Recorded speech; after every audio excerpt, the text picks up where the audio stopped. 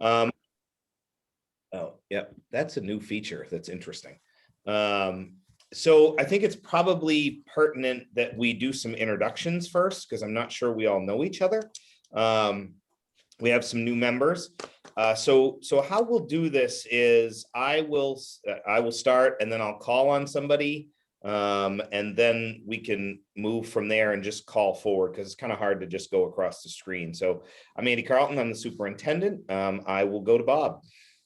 Hi, I'm Bob English, current chairman of the board, and I'm representing the board on the CPT.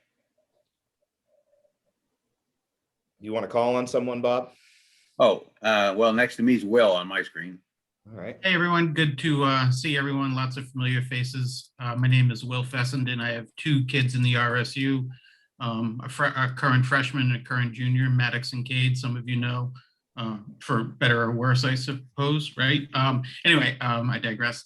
Good to see some familiar faces. I served on the school board for 3 terms a few years ago. Know many of you personally, professionally, and otherwise, and it's great to be here. Do you want to call on someone, Will? Sure. Norma Jean, you're next in my line. And you're muted. I think you're muted. There we go. Norma Jean Odette, technology coordinator for the district. Yeah, happy to be here. It's not as hot as yesterday. And I'm going to call on Sherry. I am Sherry Rossignol. I live in Litchfield, and I have 2 girls in school. One's 9th grade, one's 6th grade. And I have seen a lot of familiar faces. We've been in the school district for 10 plus years. And I also serve on the PTA, and also have helped out in the schools for quite a few years. Awesome. Do you want to I'll call on Lexi. Hi, I'm Lexi Finn, and I'm a junior at Oak Hill High School. I'll call on Ben. Thanks, Lexi. Ben Wilson, the principal of the middle school and also the primary school. And I've been living in the district for 15 years. I'd like to call on Marco Aliberti. Thanks, Ben. Marco Aliberti, I'm the principal at Oak Hill High School. It's a pleasure to be here this morning with all of you. And I will call on, let's see, Miss Kathy Martin. Good morning. I am Kathy Martin. I'm the Director of Curriculum, Assessment, and Instruction. I've been in the district 7 years. I will call on Mr. Labby. Mr. Labby, wow. I've come up in the world. I'm Stan Labby. I'm the facilities coordinator of the Litchfield 2 buildings, Libby Tozer, Carrie Ricker School, and June would be my last month for the school system, and it's been a pleasure working with everybody. Thank you. And I will call on Jamie. Hi, Jamie Ela, principal at Libby Tozer and Carrie Ricker School. This is my 3rd year in the district. I will call on Brandy. You don't have a face on here, so I don't want to forget you. Thank you. Good morning. This is Brandy Rand. I am a parent here in RSU 4. We have a tribe of kiddos in the district. We have an 8th grader and a 6th grader up at the middle school. We have 2 2nd graders. One of them is attending a special needs school. The other one goes to Libby Tozer. We have a 1st grader as well as a K student and 2 coming into pre-K. I'm excited to have been invited to join this team, and I look forward to working with you guys. You want me to help you out, Brandy, because you can't see faces? That would be fantastic. Thanks. I'm beyond help, but thank you. All right, we'll go to Heather. All right, so I'm Heather Libby. This year I'm teaching cohort D for 1st and 2nd grade at our primary schools. I'm the co-president of our association as well. So I will be representing that aspect. Jeremy. Hi, I'm Jeremy Young. I teach at the high school, English, and I'm a representative of the union on our meeting here. And I'll go to Glenn, who I believe is last. Hi, thank you. Maybe Jody as well. Yep, Glenn Reynolds, Director of Operations. I've been in the district for 7 years, and thank you for having me here. Appreciate it. Is that everybody, or? We got two more. Still got Nancy and Jody. We'll go to Nancy. Hi, everybody. I'm Nancy Dwyer, Special Ed Director, just finishing up my 2nd year here. Happy to be here. And Jody. Hi, I'm Jody Gray. I'm the school nurse at Oak Hill Middle School and Sabatis Primary School. Awesome. Well, thank you, everyone. It's a pleasure to see everybody today. So let's get started. So first thing I want to do, I'm going to share my screen here. Open the agenda real quick. So I thought it'd be important to just go over a few norms. So I put some norms down. Participate by sharing your own ideas and opinions for the group you represent. Be willing to experiment with ideas and techniques. Participate in group discussions, stay on topic and focus on solutions/productive comments, listen with an open mind and respond respectfully to all, and honor time limits. I didn't know, I put a framework together for that. I didn't know if anybody had anything else they wanted to add.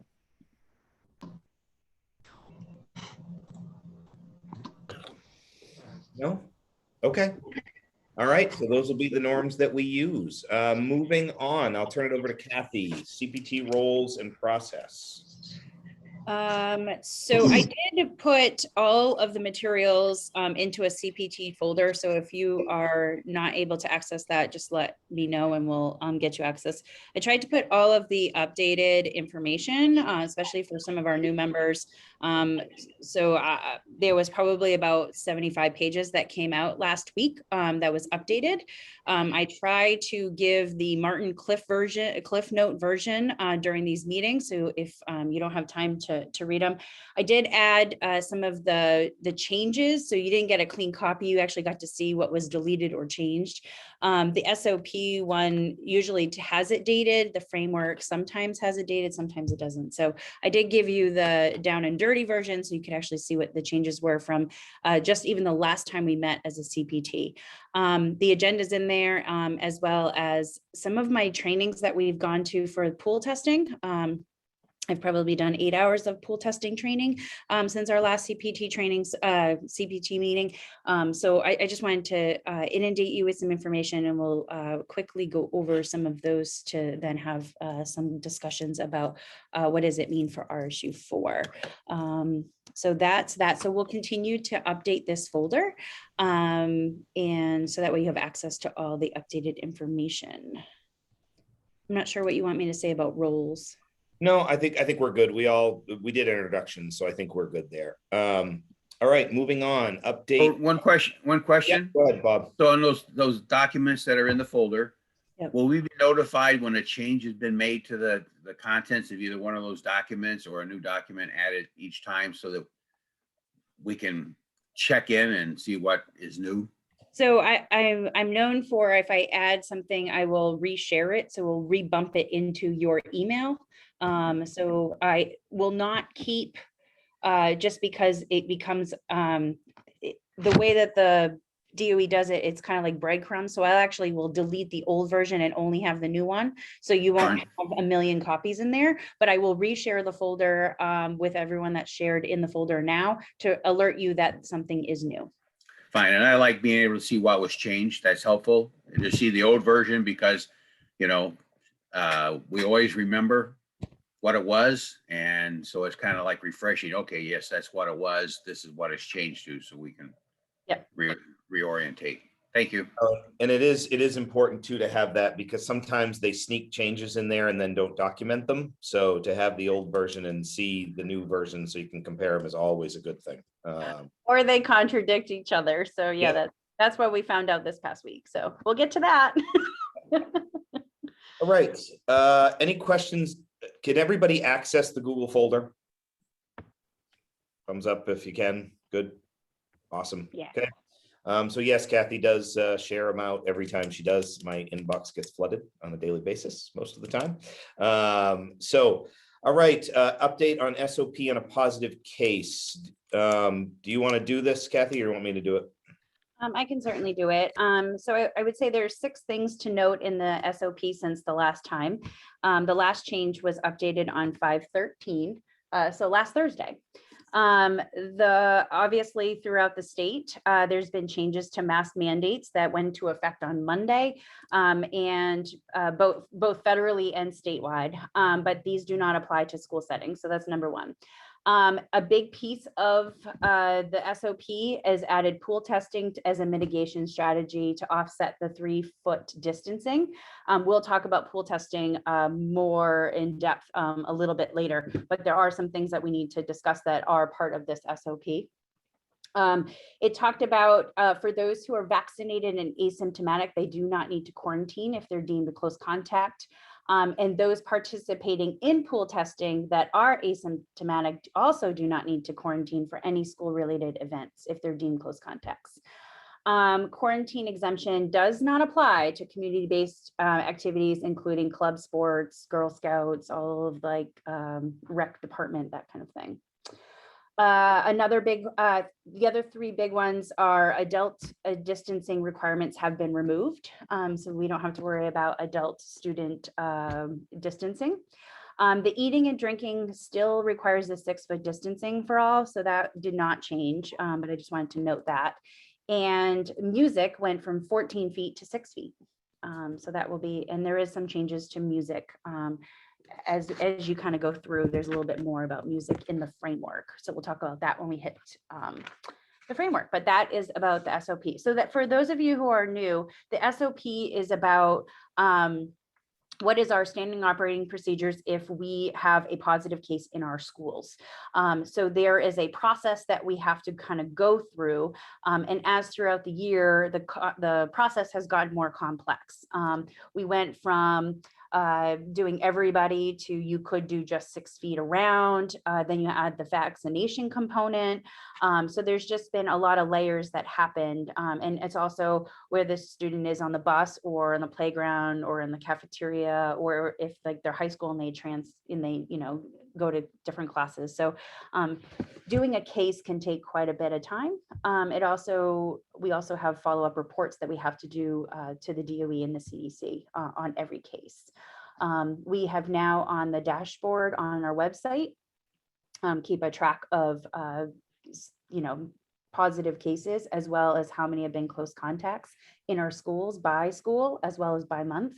And we're keeping that updated for families. So that's kind of like the nitty gritty of our SOP. It's kind of like what we have to do when we're notified, either through the CDC, through a parent or a staff member of a positive case. All right. Any questions? Marco?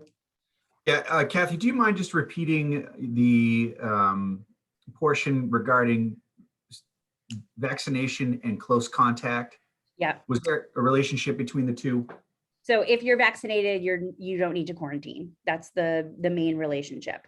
Okay. Regardless if you're asymptomatic or if you're symptomatic, we're obviously asking you to stay home. But asymptomatic, vaccinated, you don't need to be a close contact. So for example, we had a case at the middle school and all the teachers were vaccinated, and so no one needed to quarantine for teachers in that one case. How about students? I mean, obviously at our level, we do have students that will be fully vaccinated. Does that also apply? Correct. So we actually had a case at the high school. The student ended up being 2 weeks after. So now fully vaccinated means like you've done your 2 rounds or your 1 round if you're Johnson & Johnson, and then you have the grace period after, the 2 weeks after. If you are fully inoculated, then you don't become a close contact. So it is one of those things that we don't normally ask people if you've been vaccinated unless you become a close contact, and then we ask. So it is one of those added questions that we have done just to make sure we don't put people in quarantine that don't need to be. I think that was in the SOP prior to the 5/13, but I think they spelt it out a little bit better, and especially in relation to pool testing. Thanks, Kathy. Will? Quick, I guess maybe a 2 or 3 or 4 part question, so I apologize. Well, the answer, depending on the answer to one, it may just be 1 part. The dashboard, does that include close contacts of Oak Hill students at LRTC? It does. It does. So Okay. you will see, actually, we've had a couple of cases in the last couple of weeks, and you will see like LRTC and it'll say how many were close contacts. So Okay, I didn't notice that part. we've had, if there's something that's related, we even had private transportation. So if there's something that's related to RSU4, but it has impacted our schools, we have recorded it in that way. And this may be getting way into the weeds. If there is a student who is a close contact within 2 weeks of his second shot, are they in quarantine until their 14 days of their second shot, or they have to do the full 10? So I'll let it out of the bag. It's happening right now. Yeah. So Jody, I would love to pass that softball over to Because you. Maddox is a close contact at LRTC from 2 days ago that we just found out literally while we started this call. His 2 weeks of his vaccination is tomorrow, but he was a contact on Monday. So the guidance we've received is it's the full 10 days unless they're 2 weeks out. I know, bad news, but that is the guidance we've received. So his school year is done in person.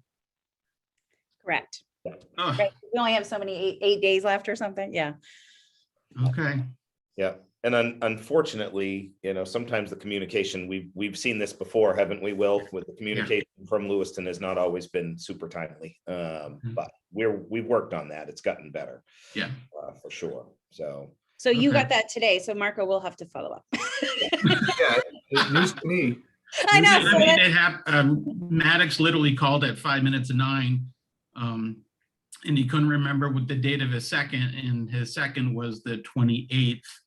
So we missed it by 3 days. Yep. So I'm sorry to take this in a different direction, but Will, I'm sorry, you found out about this. When did he find out about this? Monday? Today? No, I found out about it at 8:55. The Maddox called from school because he didn't have his vaccination card with him and couldn't remember what the date of his second one was. And I guess the exposure was on Monday at LRTC. Okay. So I guess it was Monday at LRTC. So we have some follow up after, but yeah, so that process will is take some usually notes. LRTC contacts us and then we do our, our reporting that as we would. So. Okay. Well, thank you for letting us know that, by the way. And unfortunately, a lot of times we do find out from the students or the families. We don't find out from CDC or doctors or other things, or coaches. So it's been kind of an eclectic thing to find out how we get our positive cases. So. And I think those of you that know Maddox understand how he operates, and so he would be one to share such information pretty readily. So, yeah. Awesome. All right, Marco, you got good notes there? We're on it. Yeah, I'm writing it down.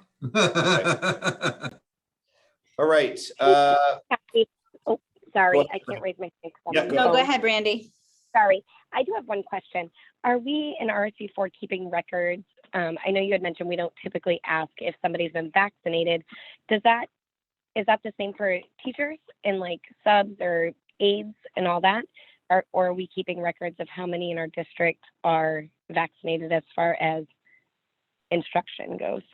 So we have not at this point as a CPT decided to ask. Didn't feel like it right now it's our job. I'm getting a phone call from LRTC now.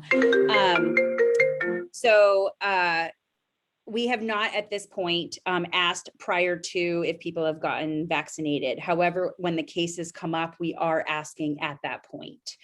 This will be a conversation that we head into our fall, whether we, Andy and I have talked about, we're going to share a survey today, asking students and staff, are you vaccinated? Are you planning on getting vaccinated? And that does affect our pool testing conversation. So we have not yet, Brandy, that was a choice. Really, it's our capacity. And it's also, we don't ask people if they get the flu shot. So why are we asking if they get the COVID shot, unless I'm putting them in quarantine and they want to get their get out of jail free card. Okay, and I only ask because I know one of the issues, or so I've heard, is substitute teachers. And I didn't know if it's something we would consider doing, is getting, more of an idea of how many teachers we have vaccinated going into the fall, because if we don't have a lot of teachers, I think that's going to make a difference on if they are we won't be requiring subs as frequently or as often. So that's why I was wondering. I know that right now, the amount our district pays subs compared to neighboring districts is a lot different. So I didn't know if knowing how many are vaccinated versus not would make a difference on what we do as far as that end goes and trying to get kiddos in school 5 days. So just food for thought. I was thinking, thank you. Yeah, and I think that's part of the conversation coming up. But like Kathy said, we actually have had some conversation.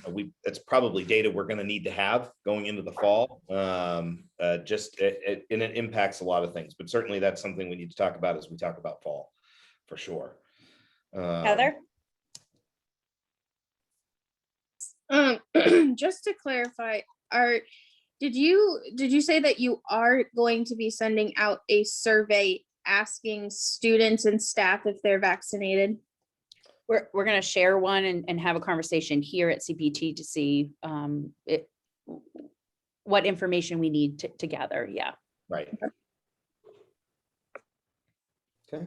Any more questions? And it affects the pool testing conversation, Heather. So that's why we would kind of start needing to know that information.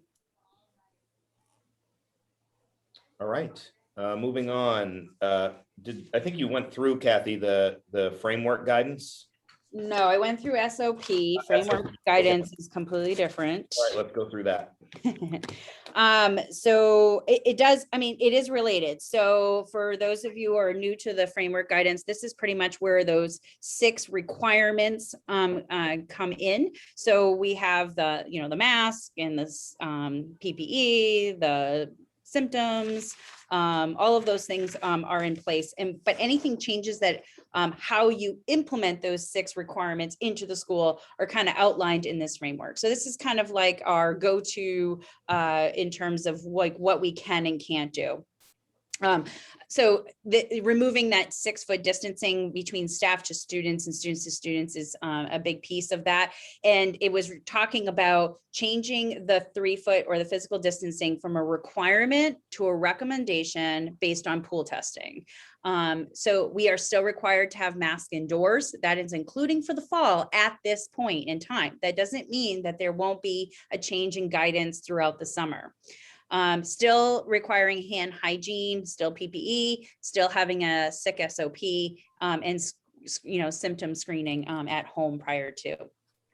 Mask breaks. So mask breaks has been an interesting one. We have seen it in there, we've seen it taken out, we've seen it like sprinkled back in, and now there's actually a section. And so I know there was a question about a mask break SOP. I was kind of waiting because it is spelled out on page 6. So if you go to page 6, you will see the actual SOP spelled out, which for the first time that it's like clear. It talks about removing adult interactions, which gives us some, I guess, some hope for open houses and drop-offs, and removing plexiglass, it actually talks about. It's really focusing on hand hygiene. So it reduces the amount of times we need to clean our playgrounds. It's more about hand wash before, hand wash after. If you're playing a game, students playing math games in the classroom, hand wash before, they can share the materials, hand wash after. They updated seating areas in libraries. Busing, they remove physical distancing at the bus stops. They remove the bus driver barrier, but the bus driver still masks, and they remove the capacity recommendation. They brought staff rooms back. I'm change capacity and physical distancing.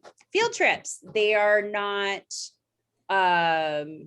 banned, I guess, I don't know what the word I was looking for, but they're not banned. They're not necessarily recommended. They say now that you can do them, but try to do outdoor ones, remove, they remove the physical distancing, but they're saying just be mindful of staying in your, maybe in your region. If there's still an online component, try to do those, but you can go now on field trips.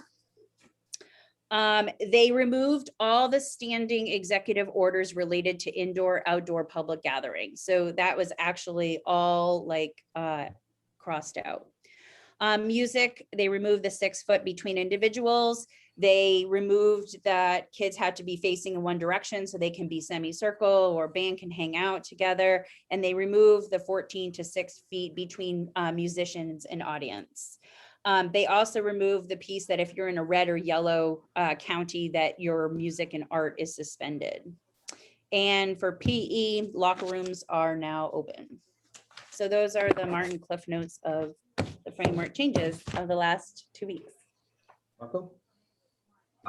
Kathy, did you say art? Like if we go yellow or red, that Well, art? if you were, so certain, not art, sorry, chorus, sorry. Music. Oh, okay. Chorus, All right. sorry. Yeah. No, it's okay. I just Yeah. wanted to clarify, that's all. Thank you. Yep. Comments, questions? I have a question for Cassie. Right. A couple of them, actually. Cassie, how does that affect the nighttime custodians if they've had shots? They still have to wear their mask when they're around each other. Right now, school, if you're in a school, you're masked up indoors.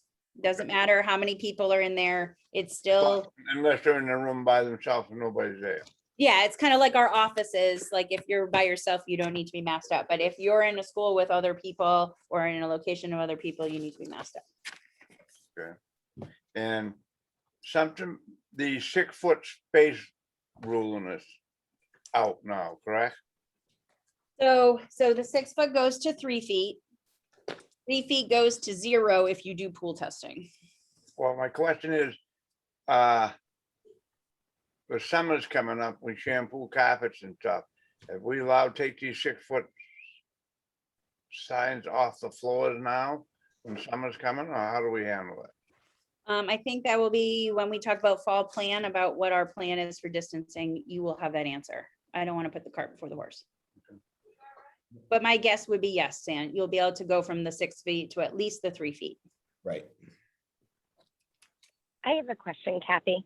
Yep. I'm wondering about masks for students outside at recess or lunches that are outside. So I know masks indoors are still there. What about outdoors? Because currently the kiddos are still wearing masks outside at like recess. Yep. So great question, Brandy. So the last CPT, we had a lengthy conversation regarding this. So the change was not actually right now, it was actually discussed at the last CPT. This team felt like we were going to, and correct me if I'm wrong, anyone that was at the meeting, but my recollection is that we were going to continue to kind of keep our SOP for the rest of this year and then look at it for the fall for a couple of reasons. One, in our pre-K 5 world, social distancing at recess is almost impossible, and kids are breaking the 6 feet, 3 feet, they're touching, they're playing tag, they're being kids. And so instead of just being the physical distancing police, we're just letting kids be kids with masks on. And so that was our decision, just to remain the year so that we're consistent. And then we were going to report and kind of say, here's what our SOPs are for the fall. So that was just a decision. We just didn't feel like we needed to have that much communication going out as we go through. In terms of eating, there's still a 6 foot distancing for eating. So that did not change. So unmasked still needs to kind of be very much separated.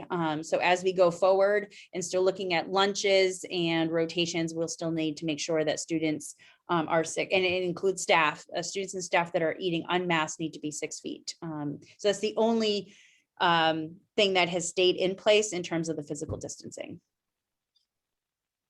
Okay, so at this point, I know currently we're still doing masks like at recess. Are we saying we're thinking that's still going to be in the fall, or is there going to be like another meeting in between? When does that decision get made? Sorry if you already said it. No, when we talk the fall plan later on in this agenda, it will be part of that conversation. Okay. Perfect. Thank you. Sorry. Yep. So for the next 8 days, we're just going to keep on keeping on for now, and then we'll adjust for the fall. Perfect. Okay. Other questions? No? None? All right. Do we want to, I'd like to skip the agenda around a little bit. Kathy brought up mask break SOP. Yeah, let's go there first, since we already were talking about it a little bit. Kathy, do you want to share what the framework says? Just looking at my phone. Can you repeat that? Sorry, I've had 4 phone calls from LRTC. So So just if we want to pull up the mask break SOP that's now in the framework. Yep. That's fine. and go through that and make sure that's how we want to operate. It actually got put in, it's spelled out really nicely. Framework, page It's 6. about 6, right? Let me share.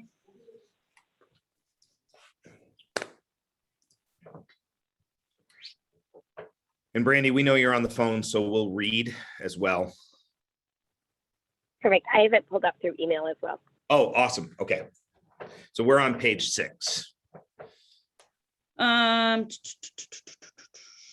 Maybe it was on page 6 of the old one. Hold on. I thought I had it right. Right here. Oh, you're right there. You're good. Yeah, okay. So this was updated in May, and it crossed out mask breaks may take place outdoors if 6 feet of distance can be maintained. So we can actually, they're recommending we can take mask breaks inside as well. But the individuals must be stationary, ideally seated, must be 6 feet apart from one another, should be facing the same direction, and ideally should not engage in conversation or other activity that could spread the virus. Silent reading or a writing prompt or other individual activity is ideal. I think, from my perspective, one of the things that I've been seeing a lot is we're getting outside more, weather's nicer, so that's very helpful to take that. But I didn't know if anybody had any questions about this. Anything you want to add, Kathy? Just say that we have been following a mask break rule for a little bit. I would say since our March, maybe February CPT, we've been following these guidelines, even though it wasn't in the framework. So we did allow indoor mask breaks, and they were using the same SOP. I just wanted to make sure that we were clear that it's stated in here, we're following that. We are doing indoors but more of our staff are going outdoors. I think the key is to remember that we've been trying 15 minutes per day. And so it's just to kind of remind, as it getting hot, we wanted to have, you'll see people having more mask breaks, but it really should only be 5 minutes at a time, no more than 15 minutes per day. And that was part of that whole, like, you're close contact if you're unmasked within 24, or, if you've been in close contact with someone for 15 minutes within a 24-hour period. So that's why we're limiting that 15 minutes. But we've been following this from the get-go. It's outlined in the framework on page 6. We just wanted to outline that. I think that this mask break document and also the requirement of 6 foot distance if unmasked while you're eating leads a lot of credence to our continued need for masking on recesses, because there's not much difference between being on a mask break outdoors or being on recess outdoors, or 6 feet apart. We know that our little kids are not going to stay 6 feet apart and take the mask off. So keeping that mask on when they're on recess outside is, I think, falls right in line with this other guidance. Is similar in nature. Yeah, and I think one of the things, that from my perspective, it'll be interesting to see as we move to the fall, what the governor's orders are and how they change. As we all know, the mask or face covering order has been lifted as far as businesses and stores and things like that, and it's been kept in place for public schools, for our schools, all schools actually. And so it'll be interesting to see if they'll change. I'd like to see our kids not have to wear masks at recess, but right now, given the they want to play, they want to do things that kids do. And so consequently, right now, given what the framework currently says, I think it makes good sense. So we'll put this out in writing. We had said we would last time as we go through it. So any questions about that? Okay. Oh, Bob, did you have a question? Glenn's hand is up. Oh, Glenn? Yeah. So I was just wondering, so the mandate for, sorry. You're all good. Okay, so previously the mask mandate was specifically for masks. Has that changed to face covering, or are we required still to stick with the mask? Masks. So we're not doing face shields are only for those who have had prior, and it talked about medical or behavioral, that all is Okay. staying the same. Yep. I think you guys are testing me. I think in January, we talked about gaiters and how that was changed in Right. December. And we had Right. that conversation and I showed you that icon being changed. Yep. But masks in terms of type of mask is That still hasn't changed yet. correct. The only difference is I think last time I shared in music, we had to do 3-ply, but now it's only back to 2-ply. Okay. All right. Thank you. You guys are just testing me this morning. I appreciate that. Thank you. Well, no. So, Kathy, I wouldn't do that to you. I know better than that. But you know, as everything changes, so staff are asking, can we just go with face covering and wear the 3-ply? That's all. So, just wanted to verify. Still a face covering, nose, mouth, you know, Yep. cloth, 2-ply. No shields. At this point. All right. Any more on mask breaks? Okay. Pool testing. I will tell you all, this has been a hot topic with superintendents. The idea of pool testing. We can talk about what the region is talking about with pool testing, but I think it's important that we all know what pool testing is, what it looks like. So Kathy and Jody have attended webinars. I've gone through all of the documents. It's pretty overwhelming. So I think maybe Jody, can you give us an overview of pool testing, what it looks like and those kind of things? Because it, potentially could have some impact. So the current guidance that we received for pool testing is if we opt in to pool testing and achieve 30% of our population opting into the testing, we could eliminate the 3-foot spacing between students. So the pool testing itself, it's an anterior nasal swab. So it's one that's near the outer part of your nose, not up touching your brain, like the swabs were originally. Anybody that opts in would be swabbed weekly. For the older grades, the hope would be that after some modeling, they could swab themselves. Your pools are 5 to 25 people. The swabs for your pool get put into a test tube and then they're packaged up and sent off to the lab. So those are all mixed. That's a good way of keeping confidentiality because the lab doesn't know who's in the pool. Only we'll know who's in the pool. So it takes 24 to 48 hours to receive the results. Those get sent off to the lab. The results come back. If you have a positive pool, part of the pool testing criteria is that you opt into the Binax Now rapid testing. So we would have to be set up to do that. If we get a positive pool, we would then pull those students that were in the positive pool. We would individually test each of them with a rapid antigen test the next day that they're in school, hoping that the test is sensitive enough to identify the person that was positive in the pool. If it's not, then that would require a second round of Binax testing of each of those individuals the next day that that pool was in school. So I don't know, does that kind of cover the overview of it? So like picture a student comes in, it won't necessarily be Monday, but picture we're going to do Carrie Ricker. So we'll have a team of 3. It will take a team of 3 people in order to provide and do pool testing. We have a FedEx box that comes and everything has to get prepared. We have someone that actually administers the test. So for, K through 5, you might have hand on hand to make sure you get 4 rounds in one nose, 4 rounds in the other nose and booger side down into the test tube the correct way as we get started.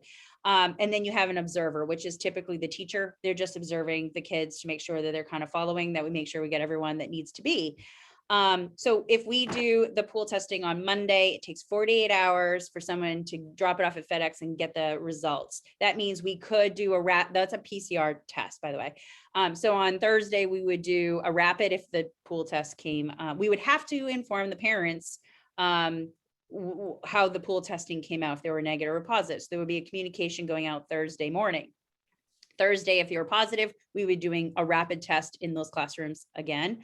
They say if you're in yellow or red, you're doing your pool test is like 5 to 10. If you're in the green coloring, you can go up to 25 in the pool test.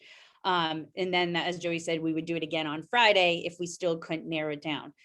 So the benefit is if you are vaccinated, we're still encouraging you to be part of the pool testing, because we can, in order to go from the physical distancing to be a requirement to a recommendation, we have to have at least 30% of our school population, that includes staff and students, to partake in the pool testing. If 30% do, then anyone that is participating in pool testing, if they've been vaccinated or not vaccinated, does not have to quarantine if they've been a close contact.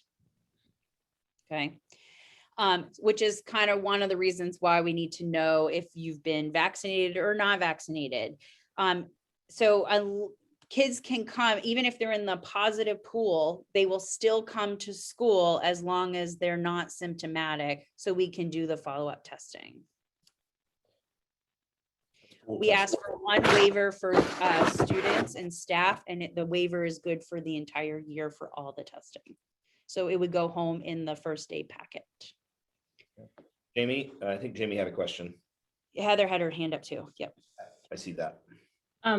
My question was just, and Kathy sort of hit on a little bit more, but when Jody was saying the students would come in and have like a different level of a test if there was positives in the pool testing, I guess I was just wondering, my kids are all adults now, but as a parent of a younger one, I'd want to be made more clear on what, is it the same type of test, but it's more identified as to who it belongs to, or is it a more... So the pool testing is a PCR test, takes a little bit longer to get back.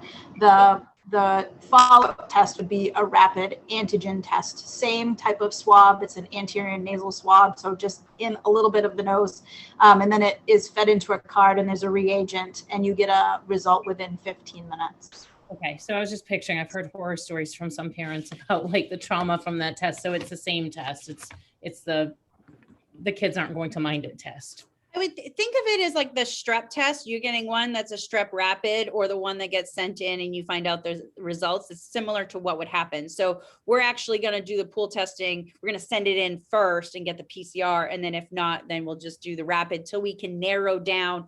And what happens is anyone that's positive goes home, but everyone else gets to continue learning and staying in person. So no one else is deemed a close contact if they were participating in pool testing. There is a piece, though, if you have kids in that classroom that is considered a close contact and they were not participating in pool testing, they will have to quarantine for the 10 days. Back if they're to not vaccinated.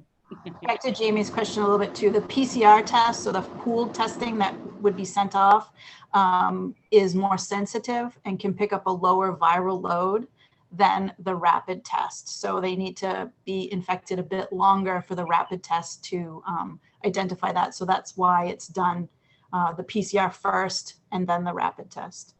Okay. The point of that in the pool testing is, well, one, I think it was a DOE CDC way to reduce the physical distancing component, but it's about identifying asymptomatic people that are spreading the virus before they're spreading the virus. And so we're trying, and that's the whole concept of it. So we have to have 30% in order to be able to move that from a requirement to a recommendation. Although in our trainings, it really, if you have 70% of the population doing it, that's where it's the most effective. It's still effective, but the most effective is when you have 70%. And it's 30% by building. By the building, that includes students and staff. Students and staff. Heather? That actually leads right into the question that I had. With the 30%, my original question was, does that 30% have to be equal amongst your different buildings, or does it have to be 30% of each building? So it's 30% of each building, and we do not need to do pool testing in all the buildings. So that's a conversation that this team needs and the school board needs to have, because if you have, and I've kind of thrown this out with Andy and Jody, is if we have our 12 and up can get vaccinated, getting 30% would be very challenging compared to are 11 and under because they're not vaccinated. Because if you're vaccinated, you don't need to quarantine anyway. So participating in the pool testing and getting your nose swab just to get other people who are not vaccinated to not quarantine seems like a bigger challenge to get to that 30%. And so I have a follow-up question. Should this team, decide to move forward or consider pool testing, do you already have a process in mind or developing or being developed for how you would or how we would, get that information about who is interested and who is not? So part of the survey we'll share has one question about a little bit of information about pool testing. And then asking parents if one, it asks if their child is vaccinated. Because then we kind of, as Brandy had asked before, like, do we know what our population of vaccination is? And then also who would be interested in pool testing. So that would help getting that information, those questions would help this team decide if it would be worth it. It's a lot of work to do pool testing every single day in terms of, and Jody and I can kind of share like what the hours or the time is to be able to pull this off. But if we don't even have 30% interested, now mind you, this is to go from a requirement to a recommendation on physical distancing. And we know that we can hit the 3 feet distancing going forward in the fall without doing pool testing. So it's about the logic, the science behind it, right, Jody, is about catching people that are asymptomatic before they're sharing the virus and making other people positive. And for me, when I was looking through and wading through the webinars and things like that, the reality was it was also about quarantine, keeping people out of quarantine as well, correct? Yeah, especially for 11 and under, where they don't have an option to quarantine. Yeah. Marco. Mass usage does not change. Yeah. Yeah, I'm just trying to wrap my head around what this looks like as far as a process is concerned. And I think you guys have done a nice job explaining. No, seriously, you've done a nice job explaining it. But I just like procedurally, would it be something that we would do? I think I heard you say this, Kathy, like on a daily basis with 30% of the students and staff? No, so 30% have to do it in order to do pool testing in order for not to quarantine. So let me share a screen and I'll show you what like a day to day. 1 second, I'm actually going to the webinar portion of the CPT folder, but let me share my screen. So picture a team. So we've had someone prior to testing day get our FedEx box or Amazon box or whatever it's going to look like and unpack and get all the materials. So we'll have a little scanner, we'll have all the nose swab, we'll have the test tube, we'll have all of the PPE and get it on a rolling cart ready to rock and roll. So the team would roll into a classroom. So let's say it's Mr. Young's day. Maybe we're doing a grade level per day, or maybe it's a building. We don't know until we actually go through this. We don't get to pick our day. When we go and work with the company, they're going to tell us when they can do their days. So it's Mr. Young's day. The team of would go in, rolling cart. And so picture the nurse is at the blue one, the swab station.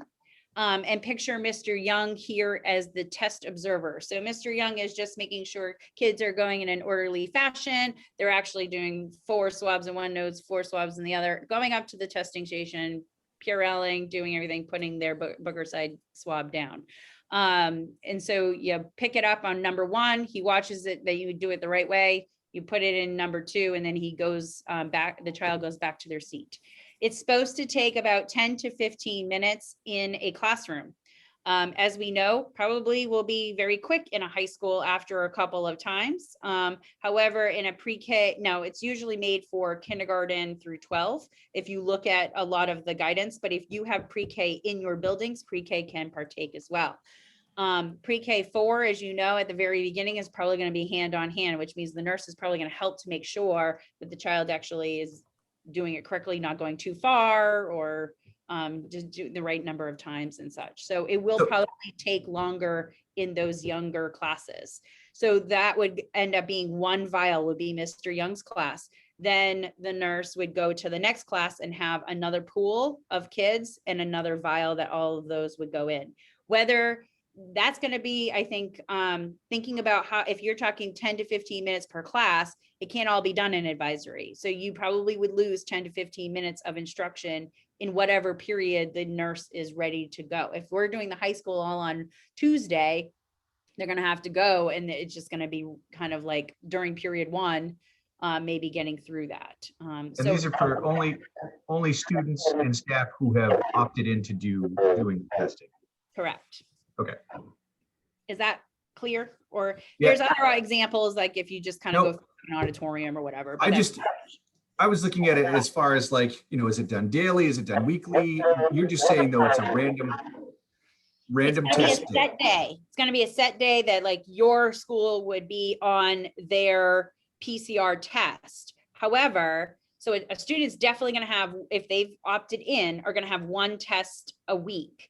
But if they end up in a positive pool, they could have a second test, which would be the rapid. If that comes out negative, they're going to have a third test in that same week. However, if like the weekend works out, if we end up on Thursday, and then by the time the test comes out, we're back to our regular pool, then they're just going to have a pool and a rapid. But not every student that's opted in is going to get tested each week.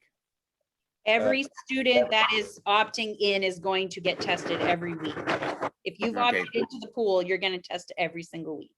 Okay, so I didn't understand that, because if you had a 90% opt-in, you'd be testing 90% of your population every week. Okay, I didn't get that out of that. I thought that pools go between what, 5 and 25? Yep. And as long as you had 30% participating in the pool, that you didn't have, it was out of that 30%, you could do your testing of 5 to 25 on a weekly basis or whatever, and that would be sufficient. So you wouldn't have to test the whole pool. So I guess I got to go back and look at the literature again. We're going to test 100% of the people who are opting in, vaccinated or unvaccinated. In order to go from requirement to recommendation, we need to have 30% of our school population, each school's population, opt into the program.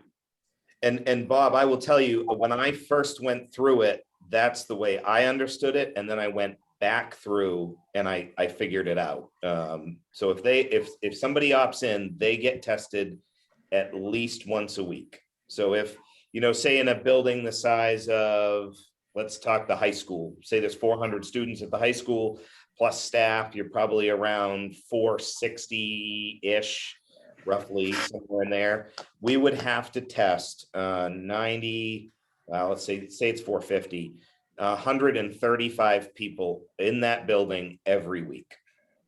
Well, yeah, that's so, but if you had 60%, then you'd have to do twice that many. You got it. So the idea would be is to ask for people to opt in, but then cut it off at 30% because you don't want to test so many people.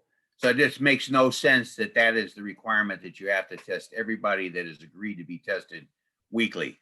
I'm not sure that the test sites are going to be able to handle that many different separate vials from each test group that you have. Yeah, I don't know. And to be quite candid, our own capacity to do that every week is limited. Well, the capacity we can take care of, because that is a very appropriate thing to go and contract somebody out to come in and do that using the COVID funds instead of spending on something else. Yeah. Right. And we have 4 months now before school starts back up. Who knows what's going to change in it, and might get more refined as it goes on. Yeah. Heather?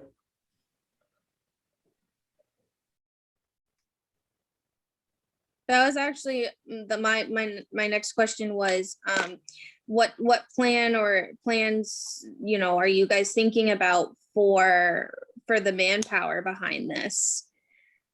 So it takes 3 staff members to complete this whole process. I Per tried building? per building, yes. So there's what they call a test champion.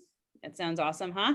They're responsible for the overall test plan and coordinating of test supervisors. Typically, school leaders such as myself or the building principals would take on that role. It would be about communication and making sure the FedEx, all those pieces come together. Then there's a test supervisor. Typically, those are our school nurses. And they're responsible for the swab collection, correcting, as well as registering.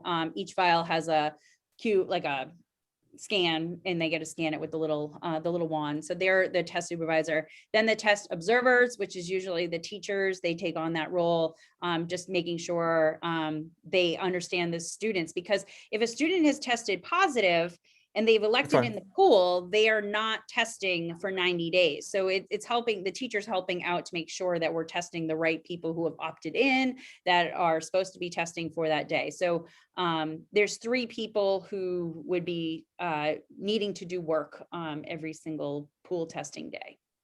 So I'm just gonna throw out my 2 cents while we're having a conversation about this. That seems like a lot of added responsibility and pressure for 3 individuals that already have a lot on their plates.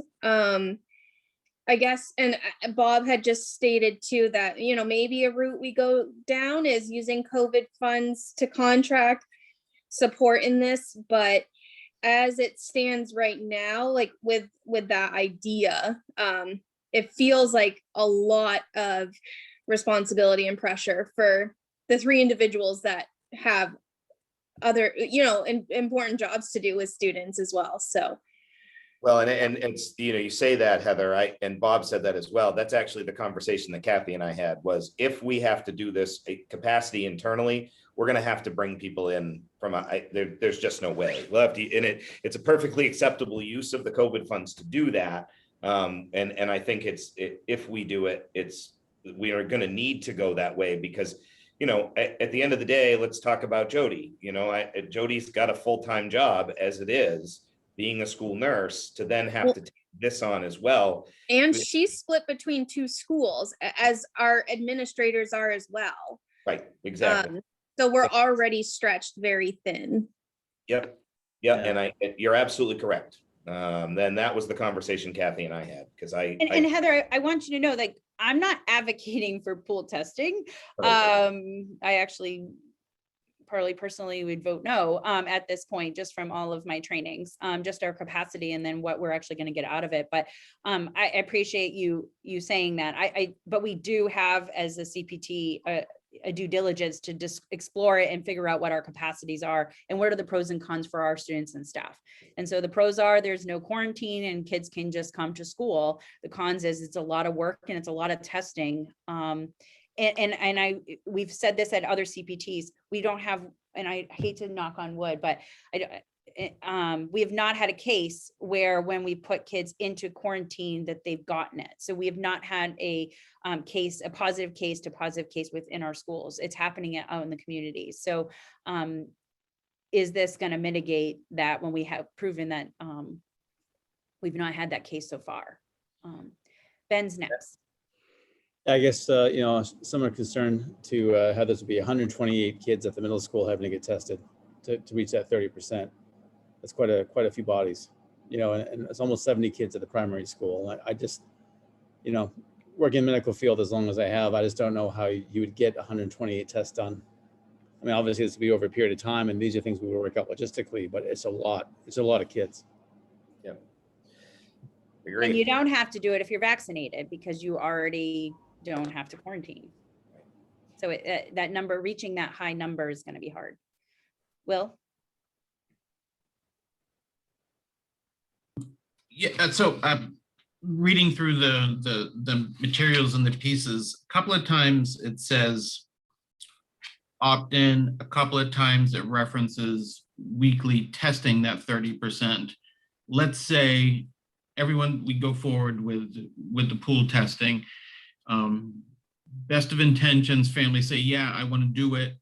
and that churn starts to kick in and people are like, I'm done having my kids swabbed. I assume that at some point, if we fell below the 30%, we have to revert back to the 3-foot rule? Or is that an intent? I mean, let's say it's the week before April vacation, we have X number of kids who are away for the week and we don't reach the 30% for a couple of weeks. What, I mean, does it have to be that number every single week? Yeah, so well, one, it would mean that the kids would have to quarantine. So if we don't hit that 30%, then that like the option to not quarantine kind of goes out. Similar to if a kid was positive and they're now not testing. Even Jody and I were talking about yesterday, if a kid misses their pool day, that is like opting out for that day, and it does affect that 30% as well.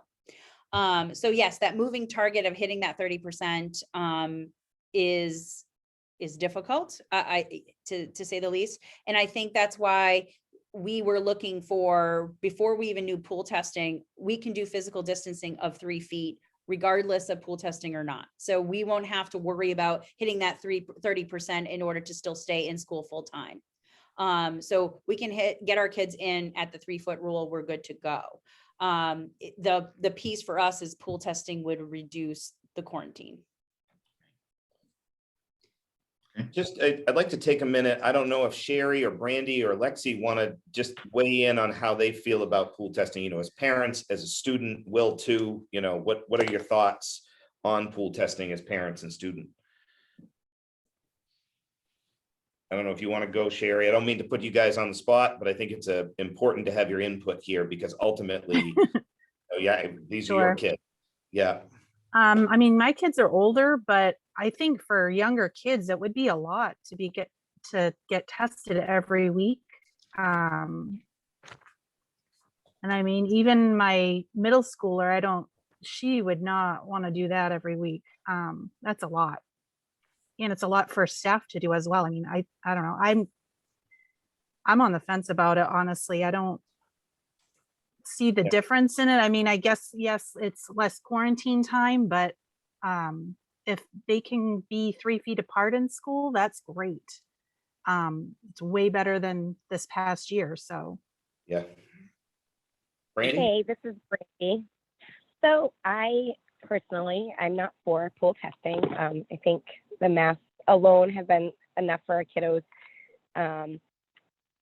3 feet, I agree, is better than what we've been doing. I think as far as the COVID funds go, I think we could use them on other things. As far as like trying to hire somebody else to do this type of testing, I think exploring other options, such as like the substitute teachers, increasing pay there, or portable buildings if need be, if you know the 3 feet's hard for us to do in the buildings that we currently have, especially with the reorganization. I don't know how that's going to all pan out.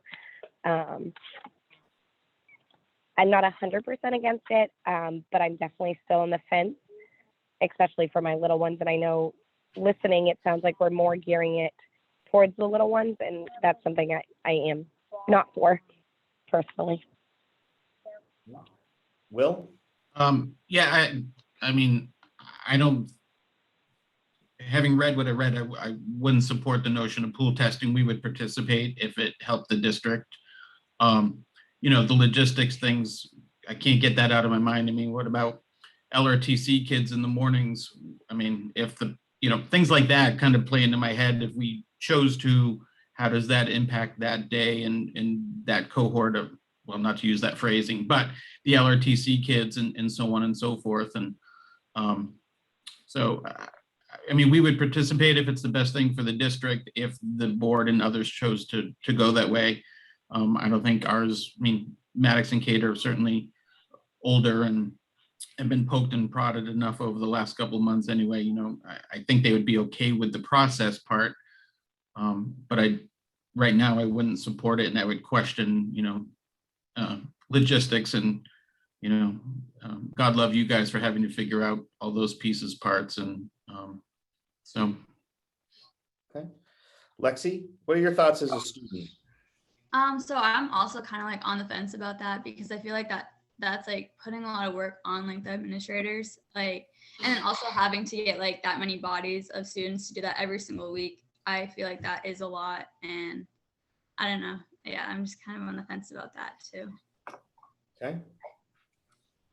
Any other thoughts? It's good that we're having this conversation. I will share with you that there are oh, Jeremy, go ahead. I'm just gonna, it would feel odd to me to have our schools turned into part of a pharmacy. Yeah. It's important to have it as an option in our communities, and I understand out here that's limited in some way. It makes some sense to me for students who don't have an option of a vaccine. But even still, it just would be very weird. And perhaps I just need to get used to the times we're in, which are very different, but it would be very weird to have carts going around and swabbing kids in classrooms and doing that kind of work. Okay. Thank you, Jeremy. I couldn't have said it better. Bob? Yeah, I think from a school board perspective, our goal is to get the students in school full-time, 5 days a week, as soon as we can. And then basically now that's the fall. And this is an option that if our space requirements, and we're pretty sure based upon the input that the board is getting, that we'll be able to meet the 3 space requirements under the new organization for our students. I think Stan and his team and others have gone around and checked all this out, and we feel pretty confident that we'll be able to do it without the pool testing.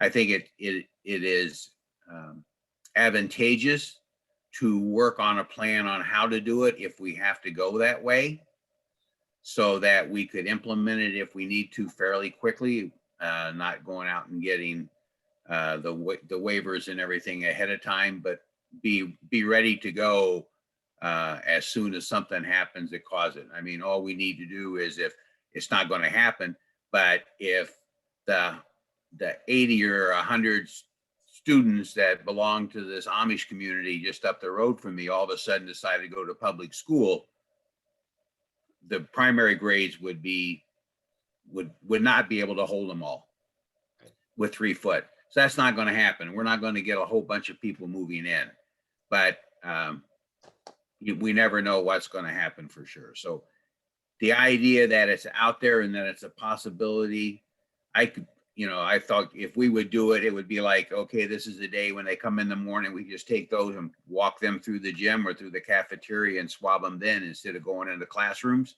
That's very disruptive.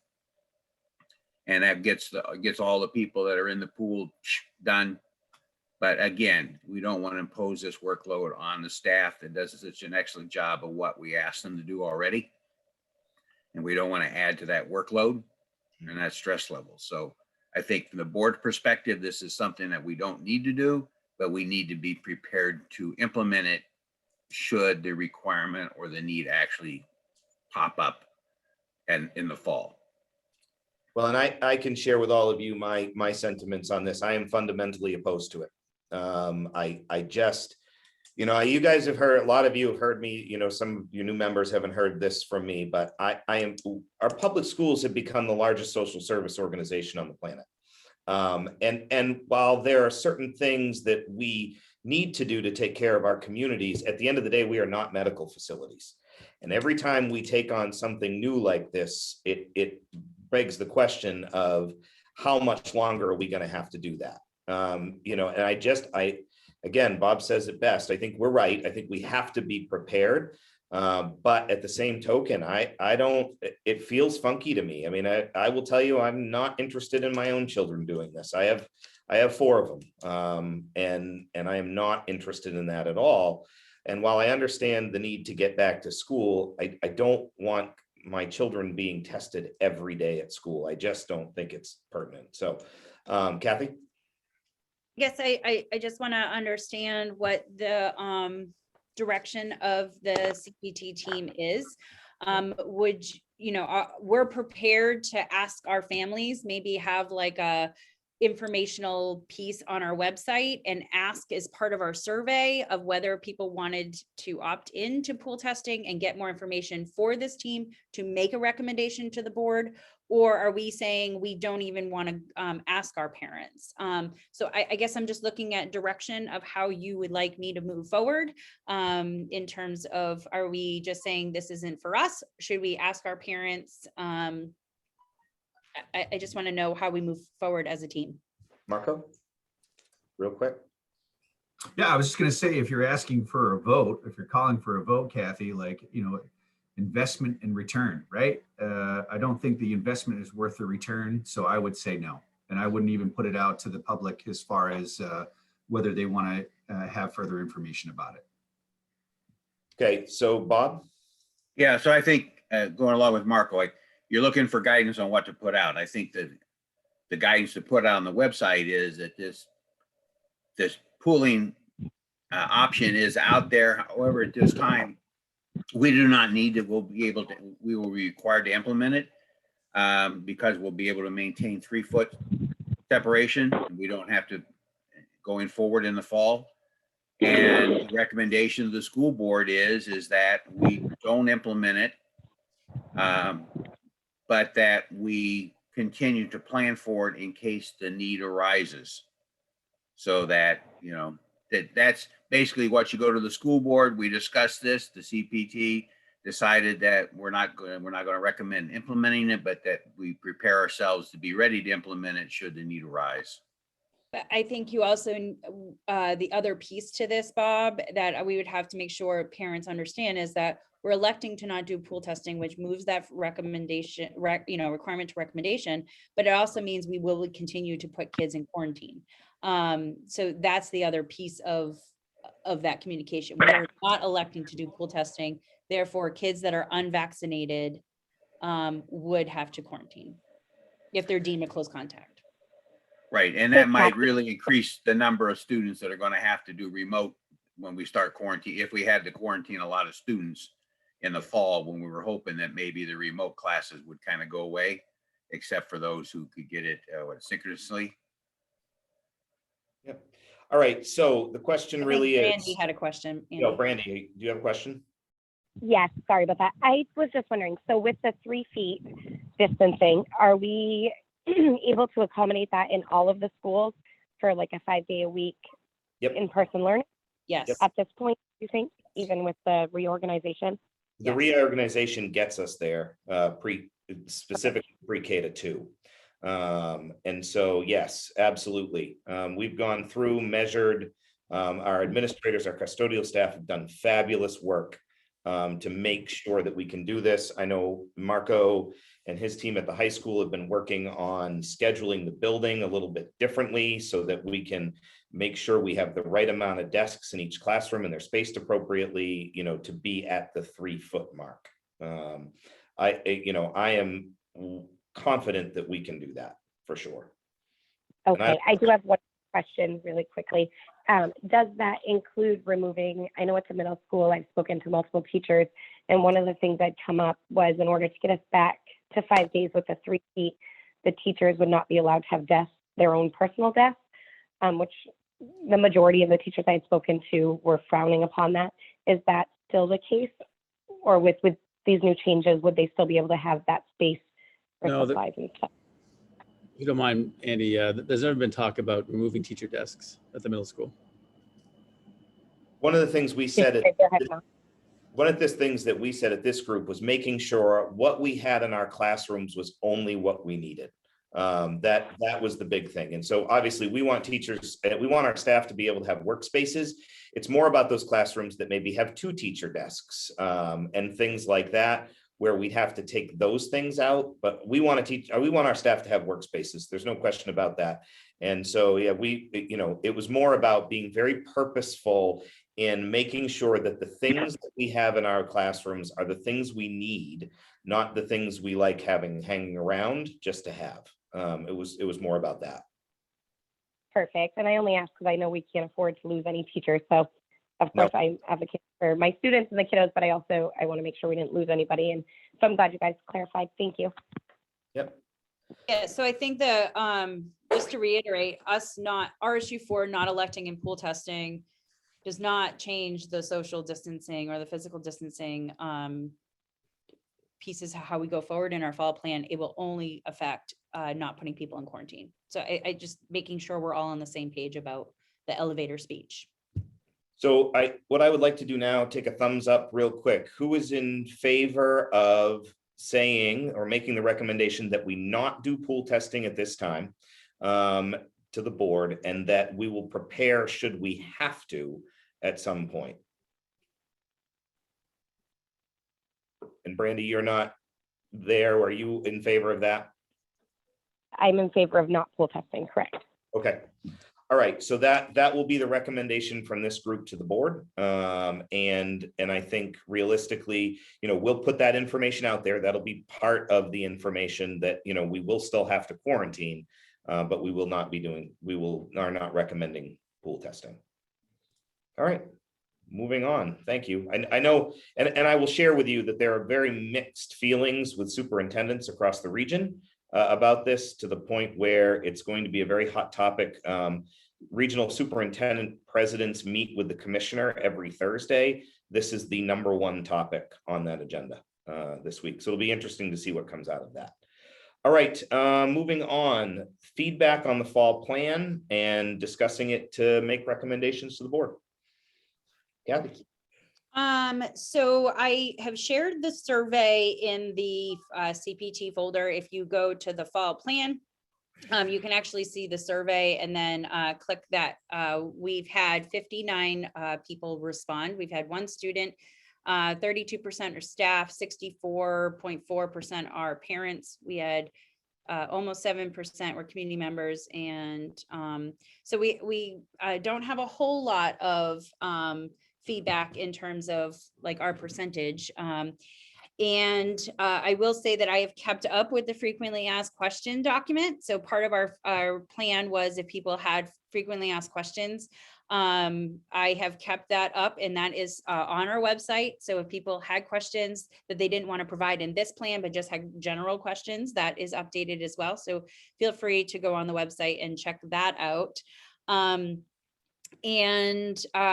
I wanted to kind of, most of them are, in a 3 to 5, I would say, 84% are okay with the plan that we have going forward.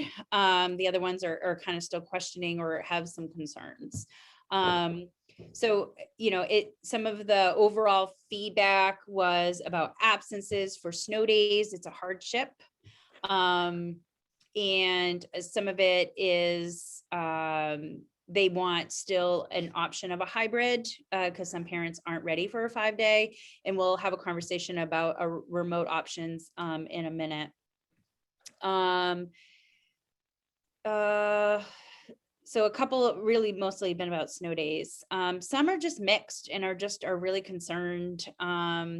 Questions about start and end times, and we did put that in the frequently asked questions. We review our start and end times each year, kind of go over our students' dismissal plans, and they only change about 10 to 15 minutes. We are looking at that right now as an administrative team, but they're not huge changes to those. Some about mass breaks. Some about the restructuring or the reorganization questions, discussion about furniture removal. Again, I think we already discussed that regarding staff. So you're welcome to kind of peruse through those 59, and if there's specific things that you want to talk about, I'd be happy to discuss. Jeremy? Just a quick question I had from a staff member here, concerning Wednesdays, and if we were planning on going back to late start Wednesdays. Yeah, so our regular schedule would continue as late start Wednesdays. Yes. Awesome, thank you. Do we want to take a look at the plan, Kathy? Or does anybody want to go through any of the recommendations? I just want to make sure everyone goes through I really want to make sure that we go through the 59 comments that we were offered, because we did encourage everyone to kind of go through the plan and go through because we went through the plan the last time, but really making sure we hit those comments. Bob?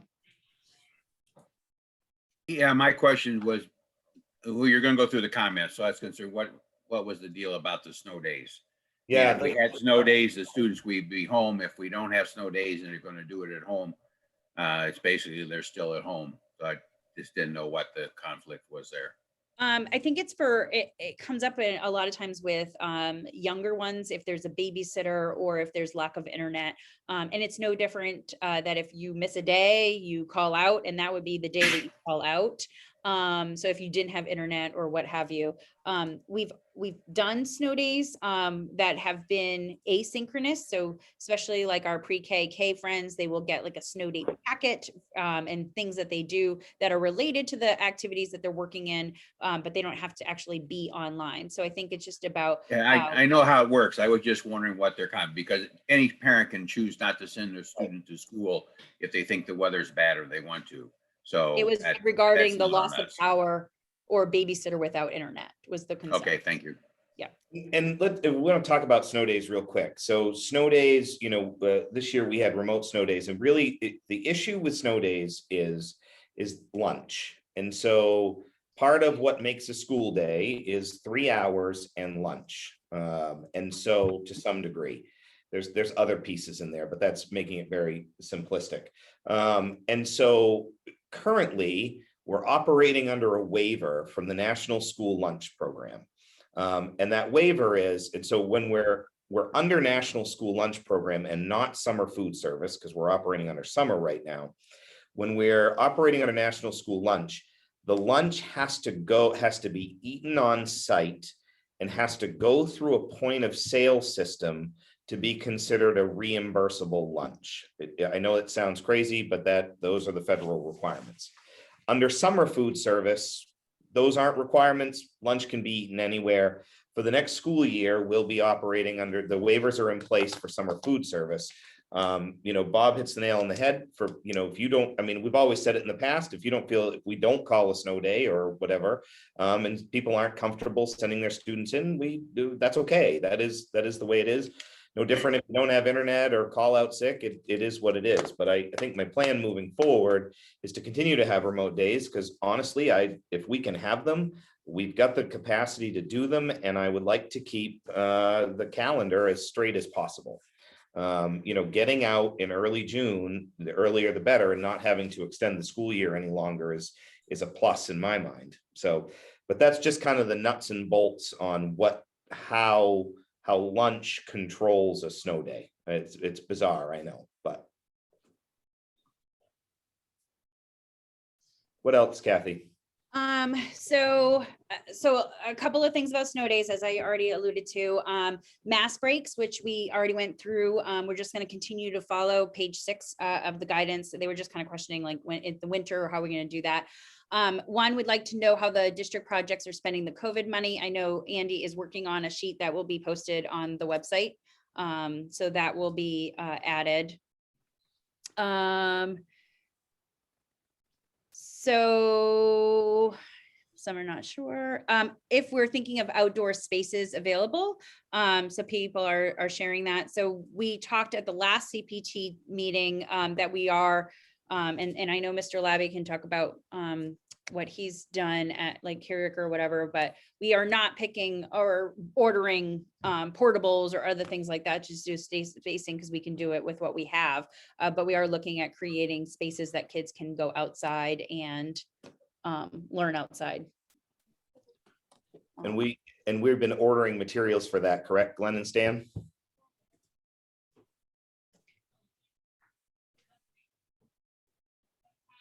Stan looks frozen. Yeah. Yes.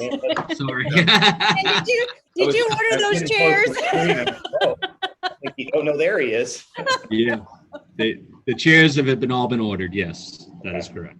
And doing outdoor learning spaces is good for kids anyway. So getting those things. Talking about portables real quick. The one thing you can't get them right now. They're almost. What did we hear the other day? They're 6 to 8 months out at least or more. They've doubled in price. And once you have them, you own them, and hooking them up to water and sewer and things like that is unmerciful. So we don't need them. We can do this, the 3 foot without it, with the reorganization and some structure changes elsewhere. And so, you know, I wouldn't recommend we go down that route for sure. What else there? Yeah, you know, a couple of parents concerned with students in multiple buildings, and they would have probably had 1 or 2 years where their kids would have been together, but next year will be separate. They're happy to make the change work for their family, and the minor inconvenience is good for the great good of the district. Furniture removal, which we discussed.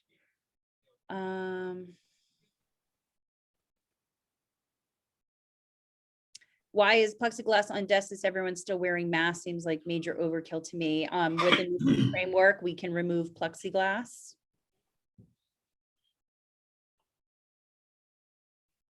Why not petition remaining federal aid and state rainy day funds to support extra busing if capacity remains an issue? Yep, and I am looking at that. The problem is hiring bus drivers, but certainly if we can get extra capacity for busing even for just a year, that'll be helpful, but I think we can manage with what we currently have. They don't agree with the move of the pre-K to now. They'd like to see it currently stay until the new addition in the middle school. I'm happy to see 5 days a week. My middle schooler reports no mask breaks during the day and being forced to sit at lunch with the COVID lines. There's some bullying pieces, so Ben will probably have to follow up on some of that. Hey, this is Brandy. Can I jump in for 1 minute? Yep. With the middle school, I get kiddos in middle school. I know that is definitely an issue.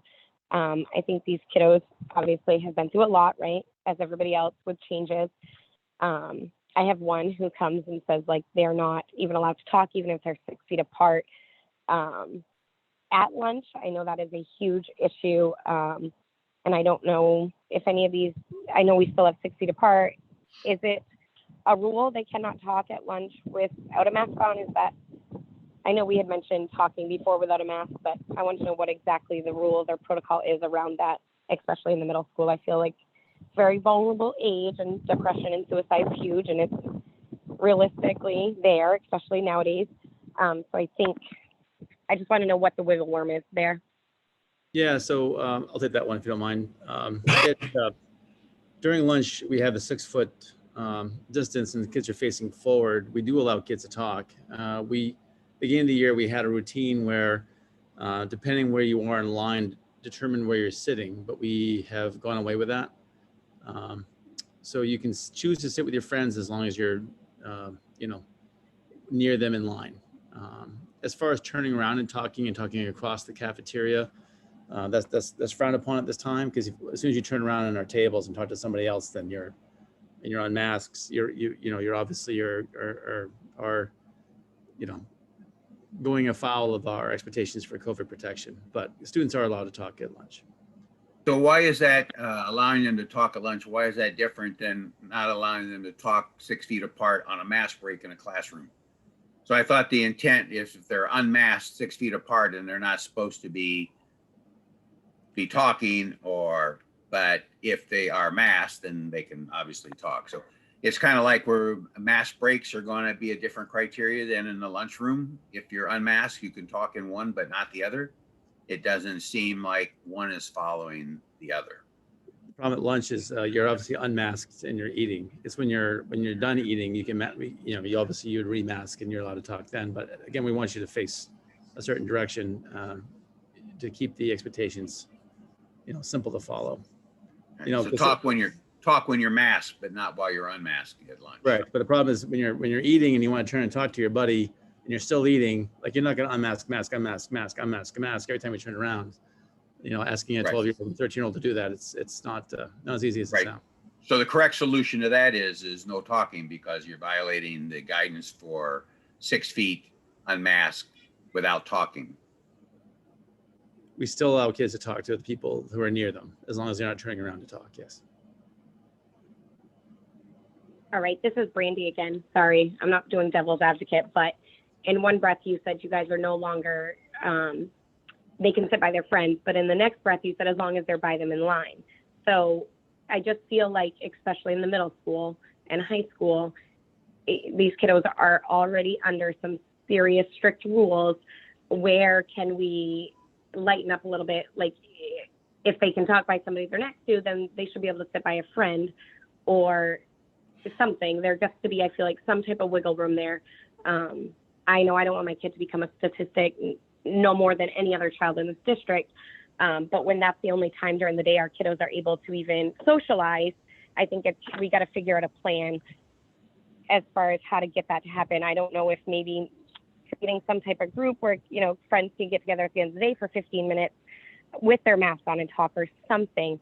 But I feel like it's a discussion that needs to be had as to how we're going to help these kiddos mentally so they are able to talk to their friends. I mean, for some, that's the only time they're around their friends is at school. And if that means, they can't even talk or choose to sit by them, when are they getting that, social therapy, I guess, to kind of help them get through these crazy times we're in? Yeah. Well, and I think, Ben, correct me if I'm wrong, but I was at the middle school for lunch the other day, and we've relaxed that whole piece, right? So we're not forcing kids to sit places where they were in line. No different than I did lunch duty recently at the high school. We're not. It's Brandy, more about get your lunch, stay apart while you're at lunch, and go sit where you want to sit after that. I referenced beginning of the year with the, beginning of the year, wherever you were in line is where you sat.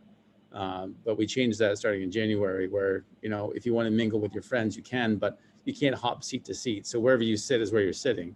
Right. Whoever you're sitting with is whoever you're sitting with. But we're no longer, enforcing the, you're sitting next to the person who's in front of you. And I think the point, Brandy, at the very beginning for us was we were trying to figure out how to do the close contact tracing. So following a kid and then just letting them kind of do whatever they needed to do when they're unmasked at lunch became a daunting task for us when we had a positive case to kind of, we don't have trackers on every single kid. We don't know exactly who they've talked to and been near for that 15-minute time frame. So that it was trying to make it more manageable for us. And as we've kind of lived and learned and figured out how to best do that, we've kind of loosened it as we gone. Yes. Okay, and I understand that. I just want to make sure that our kids, mental well-being is also a priority. I get it's hard, and I'm glad to hear that it's been loosened. I hope that's the case. And maybe if we can make that very transparent, obviously we're coming to the end of the year, but like next year is my fear. Just making sure like teachers are on board, like we gotta have a little bit more compassion for these bambitos. Because it is, again, it's in the news every day, suicide. So I just want to try to advocate for all of them and just make sure we know it's a big deal. Socializing is huge. And so I get it. It's hard work, but we got to do it. Thank you, Brandy. What else, Kathy, do we need to address? Wondering how classrooms with 20 plus children will be able to maintain spacing requirements set forth by the CDC. I hope this is honor with fidelity. We have measured, we know which classrooms can have the max. So we've figured out every single classroom, what the max amount in order to do that 3 feet, and then how many students we have in there. So another one is they believe remote Wednesday should still be considered. It allows breaks from mass for day students. The work and instruction will still occur on these days, just a great value for many reasons. Restructuring the entire district, it seems like it's adding more confusion. Lack of communication between board and parents prior to the plan is completely unacceptable. Parents should have been notified about the plan that was in place. Having kids change schools at this time is unnecessary and ridiculous.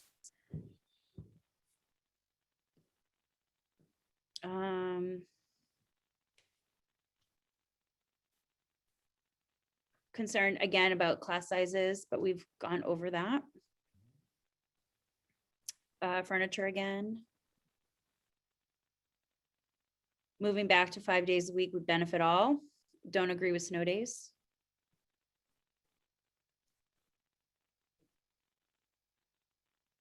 So it says the plan possibility of the district or individual schools going remote if necessary. Please define what possible causes for going fully remote are so we may understand the potential risk of going fully remote. There should be defined thresholds or specific scenarios where everyone is aware of. That's a hard one. It's a hard one. Yeah. You know, and it feels like it's case by case. There are times where our class sizes or how many close contacts. It also has to do with staffing. So, you know, I think we are at a point where we have proven that we don't necessarily need to put a whole school in fully remote, but we might have to put a grade level if we are lack of staff, if staff have to quarantine. And I will say, you know, we've run really thin in some of our buildings this year, and our staff have done an amazing job of making it work. The administrators get creative, our staff step up. Like we had that 1 week right before Thanksgiving, which actually benefited us to some degree afterwards, because we didn't have an explosion afterwards, after Thanksgiving. But realistically, I don't know that we can actually put out what the threshold is, because it's different by building, depending on, you know, how many staff, how many students. Now with vaccinations, that changes the game, because we don't, if a staff member is vaccinated, they don't have to go into quarantine, they can stay in the building. So it's really on a case by case basis more than anything else. And luckily, we've been thin, but we haven't had to go there nearly as often as some of our counterparts, for sure. well, and the fact that on page 4, it does allow us to, because teachers are considered essential workers, and if we don't have subs, to force them to come to work on page 4. We have not done that rule here in RSU 4. We've allowed our teachers to quarantine and do different coverages. So there's only been a couple of times where we've given people options based on what their job description was, but that might be something we also need to look at. Hey, Kathy, it's Brandy again. So is there, like, the funds that from COVID, is there an option for us to get a vote on increasing sub pay, even if it's for a limited amount of time, with hopes that we're not short-staffed and overworking teachers come fall? So honestly, Brandy, it's not the lack of pay that's the issue, it's the lack of people. So some of our subs did not want to, so when people were in quarantine, they did not want to come in and sub in a room where there had been a positive case. And so it's more about people's perceptions and not wanting to come into our buildings. So some of our subs are older or have health issues and just wanted to take the year off. So we actually have a slew of subs that just didn't sub this year. So it's not because of pay, it's because of the pandemic. Honestly, we've done a look at the pay. I think we've increased. Yeah, and I'm actually, it's interesting you bring that up, Brandy, because I'm actually looking at that again. I did this, Bob, remind me, 2 years ago, we increased the sub pay to be competitive with the district. We did it for other districts around us. We did it for nurses, and we did it for our regular substitutes.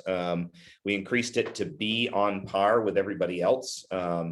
I know that some districts have increased, they've hired what are called COVID specialists, and, you know, paid a bunch of money, but that hasn't panned out either for them.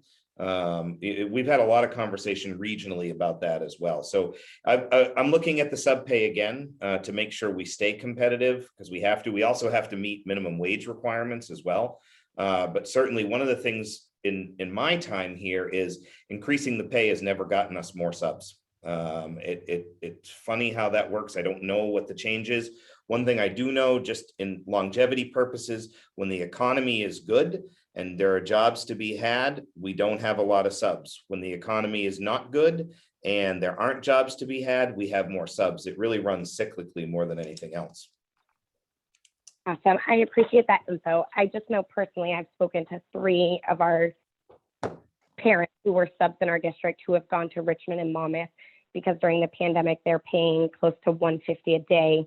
And my information might be wrong as far as what we pay, but I had been told actually by one of our leaders in one of the schools that we're offering $75 a day. So that's why I didn't know just during the pandemic. I understand 2 years ago, there was a raise, which is great, but right now times are very different. That's why I didn't know short term, and maybe it would help, maybe it wouldn't, but I think it's worth at least exploring maybe.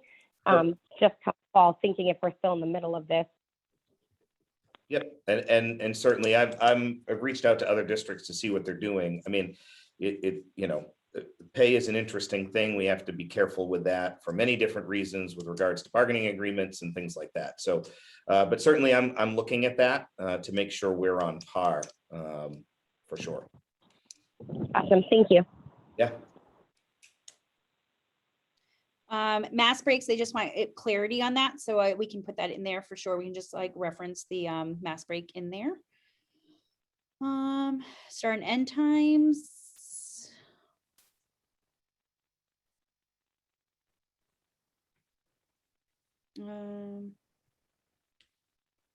If we have no snow days, the last day will be what it says on the calendar. Yep. Will be similar to students can stay in their classroom or will the teachers move around. So I think we fixed that even at like 5 through 12 next year, the students will move around. We're gonna have to get tighter on seating charts, especially if we're going to do the 6-foot rule. But we certainly, students will move around to their classes as they normally do. Heather? Just watching the time, I wanted to see if somebody had mentioned that one of the big concerns was a remote option for next year. Yeah. And I just wasn't sure if we were going to touch on that in this meeting or not. I think we need but I wasn't sure. I was Yeah. hoping we might get to that. Yeah, as a remote teacher, that's a great question. So certainly since I would say February, I have a weekly meeting with WMEC and we did explore doing a regional option. So the Western Maine Education Collaborative is a group that we're with. It has similar rural districts of our size, although I would say we're kind of in the higher average in terms of size of districts there.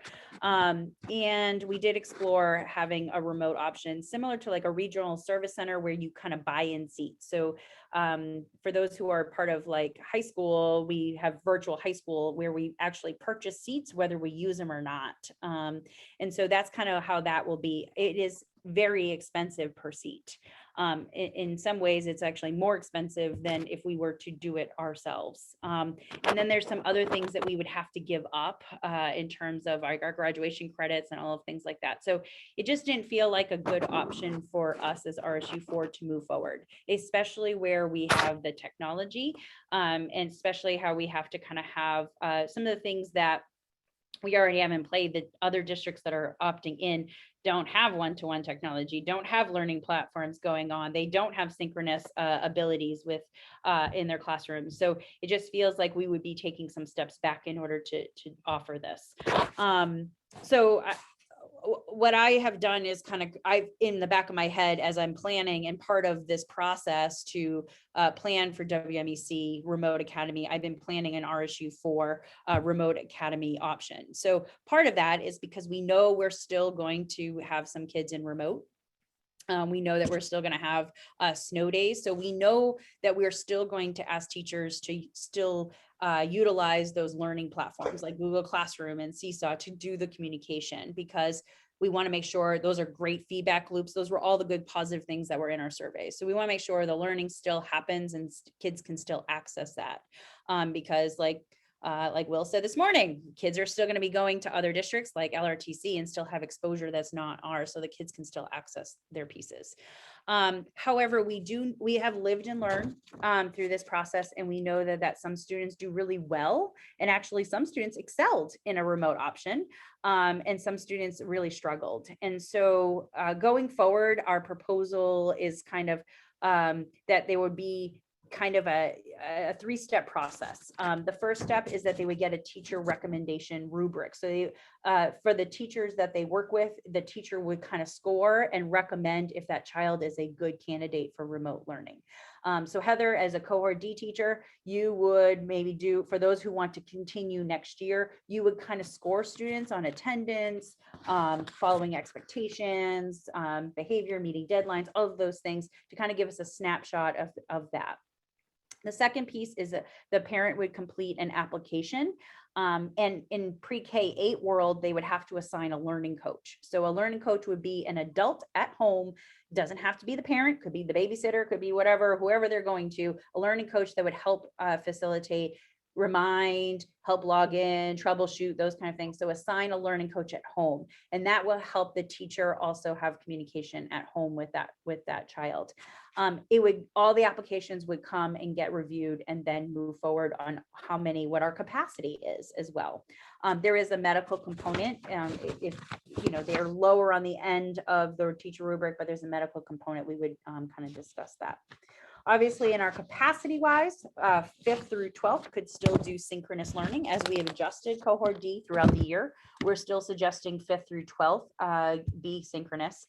And then based on our numbers in K4, we would not do pre-K, but K4, we would look at to see if we need to do teachers in similar model, Heather, that like the 4 teachers that did it this year, we're not looking at maybe that many teachers going forward, but how many we would need to go forward. So as part of that survey that Andy and I kind of had put through, and I don't know if you want to share it, Andy, asking parents if you would want a remote option. So as you saw in the survey, some parents still want a hybrid option, some want fully remote. How many would be looking for that? This survey is asking specific, one survey per student. So we would actually know how many per grade to then kind of see where our capacity lies. Hold on, my screen. So as a follow-up, I have two questions. Has a plan already been developed, or is a plan moving forward going to be developed by like this team? So a plan, like a yay or nay? Like, are we offering remote or are we not offering remote? Is that what you're asking? That, and then also, some more of the logistical specifics as well. I think we need to survey our parents to see what the need is, because some went fully remote because we weren't 5 days. Some went fully remote because we were wearing masks. And so I think there's still different reasons why people are going remote. I think we need to know how many we have in order to know what that structure looks like and going forward. We don't have to make a lot of new decisions because we've already done this for a year and we know what's going well and what's not going well. And so it would be tightening up some of those things. So certainly if we're going to do some structures and we're looking in K4, I'm going to pull those 4 teachers and pull and say, okay, what is a consistent schedule? What is our materials that we need? Those kind of things. We would hammer those out and then kind of bring it back to the board. In that regard, in terms of 5 through 12, it's synchronous. So that would be a lot easier, kind of thing. And the other thing too, 5 through 12 is, and Bob has talked about this a lot, we have access to different platforms, particularly Edmentum, which used to be called Plato. We've got access to virtual high school, things like that, to have more creative options. 5 through 12, it's really pre-K to 4 that it's a little different, or K to 4, excuse me. And we have to look at our numbers and what our capacity is, and also look at what the staff, like how we would move forward with the staffing, with the synchronous piece of it. So I'm not negating the work or what we need to do. I think we need to know what the interest is first, in order to know how much we're building. And I think that the goal is, if we're planning on getting our students back in school 5 days a week, that's really our goal. Right. And so there should be a very limited number of people or students that should need or be allowed to go remote. 2 years ago, it just didn't happen. And so we did it this year because we had to, but and that's because we couldn't keep our kids in school 5 days a week. But if that's the option, the sooner we can get back to that and not have to go and support other things, but have that technology available should the requirement come up, then that's the way we go. Because, we can't be offering 5 days a week to all of our students and then have to go and spend a lot of resources, both on personnel and financial, to support a very limited number of people if it's not really necessary for them to be able to get their education. And I agree with Bob. I would prefer not to offer a remote option, but have it ready should we need it. But I think Kathy's right. We do need to figure out if that's necessary. And I would agree that there's got to be stringent criteria for that. I mean, Marco can talk about it at the high school. We've had some students that just didn't come, and we need to really safeguard that. And I feel like I also have to do my due diligence and asking, because, you know, we had a group of students that ended up moving to homeschool. We do have 125 students that are accessing cohort D. And to say, oh, we're not offering a remote or a transitional piece or something. I just don't want them to also go to homeschool, because they're going to find another remote option if we have the capacity to do something. And so I just feel like I needed to do my due diligence to at least offer something or have people have a discussion so we didn't lose more students. Certainly want to keep our learners in our district. Yep. So I put together a survey. Kathy and I have looked through this. Basically, and I want your feedback. Are we going to send this or not? I think we need to. It gets pretty pointed, you know, and one per student. So, you know, student name, their grade level. Has your child been fully vaccinated or will be fully vaccinated by September 1st? When we return to school in the fall, we want to make sure we have accurate counts. We've talked about surveying parents about who's going to transport their child, just to make sure we have accurate counts for our buses. The question about pool testing, I think we've determined that, so I would take this off. And then if your student participated in cohort D during the 2021 school year, if RSU 4 offered a remote option, is that something you would be interested in, knowing that it isn't guaranteed?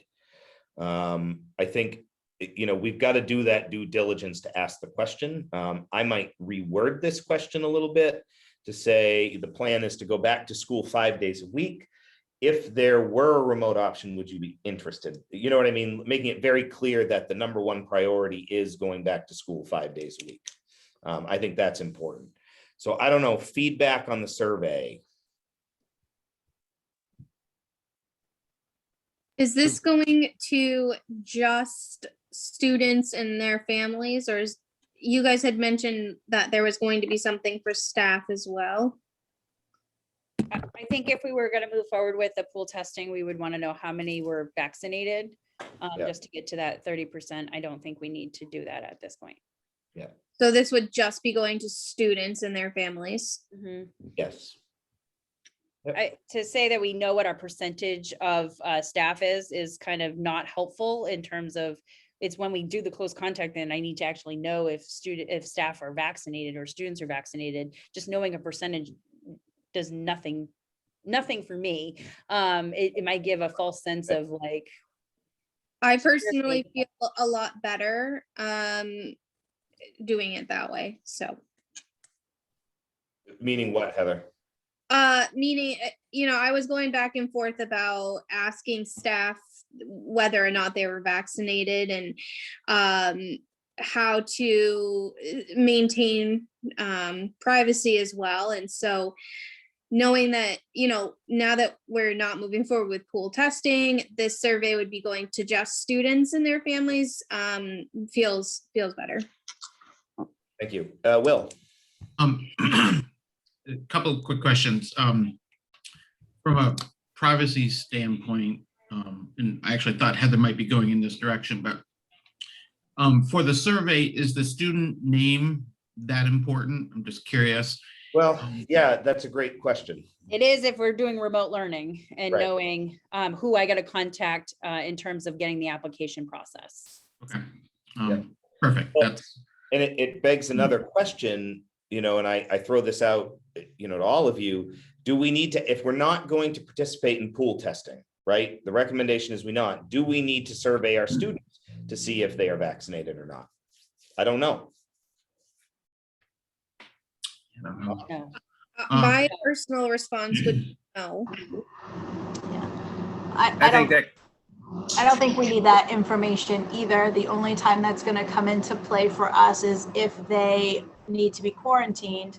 And, you know, any of the parents that I've spoken to that I'm, you know, going to quarantine students, if they're in the process of vaccinating or thinking about vaccinating, they bring that up to me and then I explain the process from there. At that point, if we're going to quarantine them, I will need to see the vaccination card just for proof of the fact that they're fully vaccinated. But those conversations we'd have individually surrounding quarantine. I don't think we need it to compile it otherwise. Additionally, I like that it would provide the families and the students with the choice to disclose. I mean, they also have the choice for, but with that also being said, would it be possible to add a spot to the survey or even in the instructions that if a family is interested in cohort D to simply email an interest so that they don't have to have the student name anywhere? So we were thinking of creating an icon like we normally do and push it out to cohort D students that if they're, so not just the survey, but also a communication that goes right to Ds, that they can get an application process, like the full packet. But we just wanted to do it in multiple ways as just to kind of make sure that we're seeing all those possibilities. I would recommend that, you know, I don't want to make it necessarily overly easy for people to try to go to remote if we're going to be able to get them into a classroom 5 days a week and get our traditional education system back in line.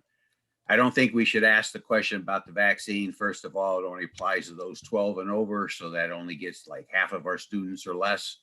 So it doesn't apply there. And just because a person ticks on a survey that they're going to have them vaccinated doesn't mean that they will be.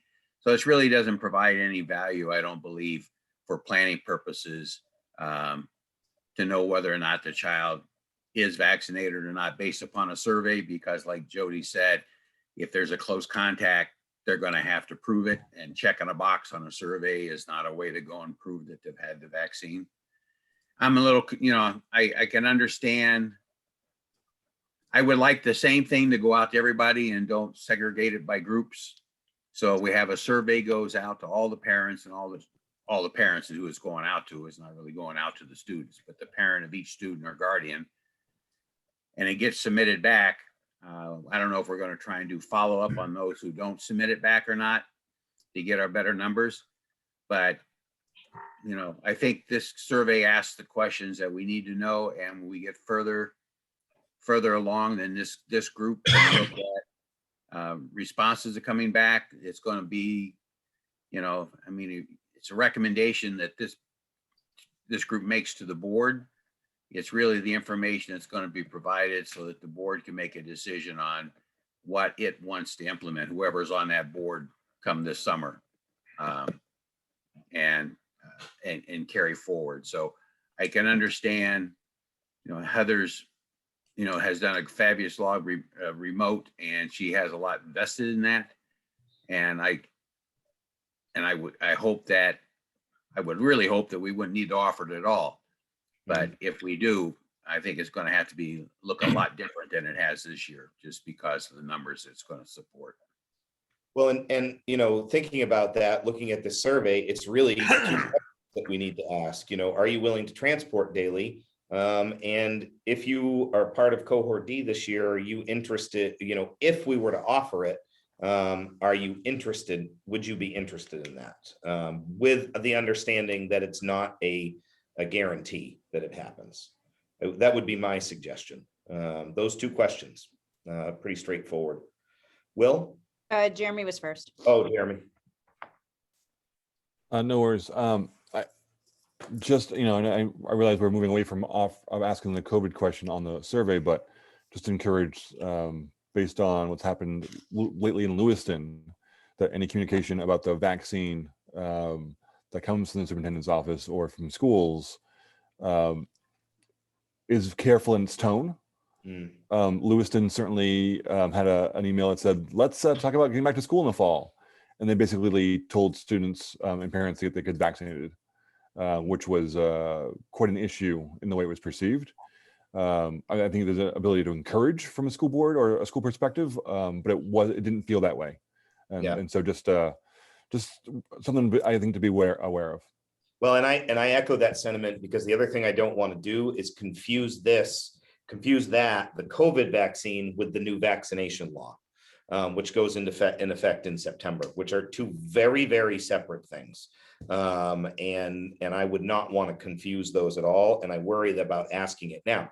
Jody has, we've reached out to agencies as a potential. We're going to be able to offer a pop-up clinic for COVID vaccinations in the district this summer, in June and July, potentially for the follow-up. But other than that, I agree with Jeremy. I would want to be I don't think we need to ask it anyway, but I would want to be very careful of the tone for sure. Will? With regard to the transportation question, sitting here today, I don't know how I would answer that. And here's my reason why. I mean, we're in a position where, and this may just not matter for the data purposes, we could probably, I'm confident we could take the boys to school, but not bring them home, or vice versa, depending on our schedules. So maybe clarifying statement somewhere in there, how you want parents such as ours to answer it. Because of our work schedules, we can bring the boys in, but we need them to take the bus home. So I don't want to say no, because we need them part of that. So. Right. And I will say, Will, we put this in there before we actually got the guidance that it changed the capacity of busing. So before it was like, do not get max capacity, and they even negated that piece. So I think even and I don't know if Glenn's hearing different things in his transportation, meetings, but ultimately bus capacity is not that big of a deal as long as we have the ventilation, kind of thing, in their mask. And it's the hand hygiene that, wash on, wash off. Right. So, but that was just. No, that's good feedback. Stan? I don't want to be rude or anything, but I've got people out, I gotta go back to work, so. Okay. And I think our next order, thank you, Stan. Do I get to see you later? Yep. Okay, good. All right, so that's good feedback. We'll take that. I'll rework this and I'll send it back out to you for some feedback again through email. I think the last thing we really need to do, take a look at the fall plan. I know we're a little over time. I knew we'd take some time to do this. But let's get the fall plan and make sure we're good with that being our recommendation to the board. Just get a thumbs up on it. So I don't know if you want to put that up, Kath. Yeah, I have to add a little bit more on the mask breaks, but I would just encourage you all to go through the 59 comments that our stakeholders have put through and it's in the CPT folder, to make sure we didn't miss anything, either answering it in the FAQ or in the plan, or we just need to be clearer, or if it was just a suggestion that the board should go forward and have a different conversation about, I don't know. But just making sure that we didn't miss anything. As we've asked for people's feedback, we did go over some of the major highlights. I didn't get through every single 59, but just went through the highlighted ones that were frequently repeated to go through. So in terms, I clicked out of it. My apologies. Hold on. I'm not sure what you want me to do with the plan, Andy. Well, I thought we'd put it up and just take a look at it. Oh, okay. I mean, everybody has it, but. Sorry, I'm dealing with 18 screens. I can barely handle one. You're better than I am. So the link that you have on the first page is the link that you have the survey to, that you have now the results. Our plan is to bring, so I will add the mask break, structure. I think there was confusion regarding when we could and we can't, but that was also part of the changes in the framework and the SOP. So our goal was to bring back the 6-9 review for the fall plan. In it right now has that we're not sure about a remote option. So it does feel tight to offer. Obviously, sending out a survey now is helpful because school is in there. We can still kind of get reminders. But to say that we'll have all of the surveys back in order to share with the board of what our numbers of requests are for remote, I think seems like a tight timeline. I think, and I don't want to speak for Bob, but from my perspective, I think what we've got to do is make the decision on June 9th, have the board, have the discussion to, whether we're going back 5 days in the fall. I think that's number one. Would you agree, Bob? Yes, I agree. I think that decision needs to be made. I think this plan as it was drafted, even though it says we don't intend on having a remote, those things can be modified if need to be. But I think the plan as it has been already put in, unless there's really something minus the first page, because that's now moot. There's no sense having that first page out there anymore on the updates. So it just send out the plan, just go through it, make sure that if there's anything that we know has actually officially changed that we need to modify in here, that is updated. As like the mask breaks and anything like that there.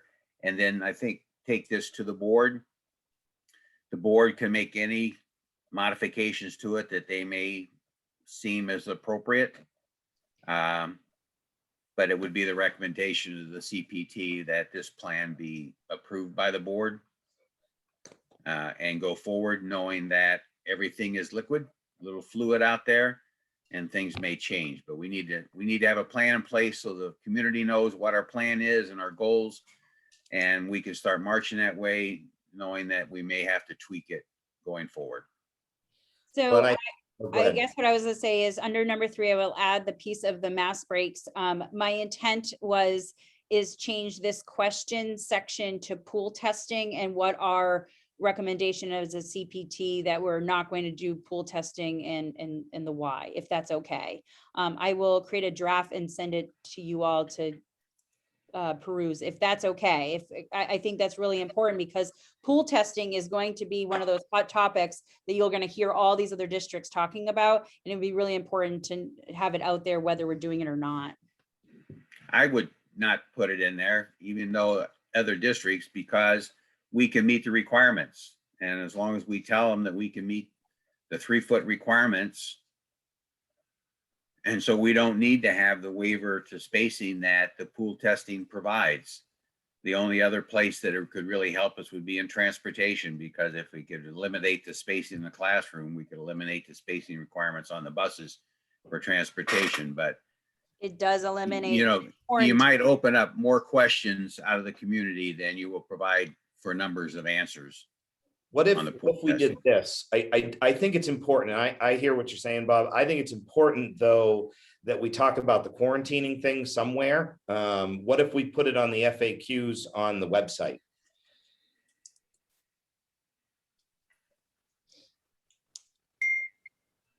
Yeah, I mean, yeah, but the website that's entirely different. It should be out on the website anyway. But as far as the plan goes, I guess if we put pooling in here at all, is that the option to pool test was considered, but is not felt that it's necessary at this time for us to get back to full 5 days a week instruction in the fall. Yep. Pure and simple. That's what it is. And not go into all the pros and cons of pool testing and all the other stuff. That's not part of a plan. That's part of the white paper that goes with the plan, or the planning documents, but the plan, that's outside of a plans. Yeah. It just helps us, helps the community understand that we've addressed it or looked at it in some regard. It has a paper trail, I guess. Brandy, did you have something? I feel like if because it is on the agenda, if you will, it should be addressed somehow in the update, because others outside of this group will have seen this piece of the document and might ask what happened to that part of the conversation. So I think some sort of acknowledgement about it from this group happened. I think it can be pretty clear and succinct, as Kathy said, that it was considered. We don't feel like it has to be brought to the board and so on, but I feel like it needs to be touched on somewhere. Yeah, Well, but that would be in it. That would be in the discussion. That wouldn't be in this plan that we're going to put out to community. So this plan here is going to go out to the community, but the discussion about what the CPT talked about would be at the school board, and we would talk about, should be brought up that we talked about the pool testing option, and it can be explained there to the school board members and anybody listening. But in the plan that goes out, the plan shouldn't outline things that you talked about doing but decided not to, because that's not part of a plan.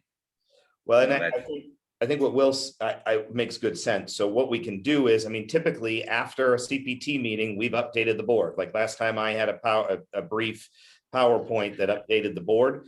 We do that and it updates the board on the conversation that we had here. And then that goes on our CPT website as well. So it is out there. How does that sound? Because I think people need to know that we talked about it, but you're right. It doesn't have to be a part of the plan because it isn't part of the plan, but it needs to be out there, the information.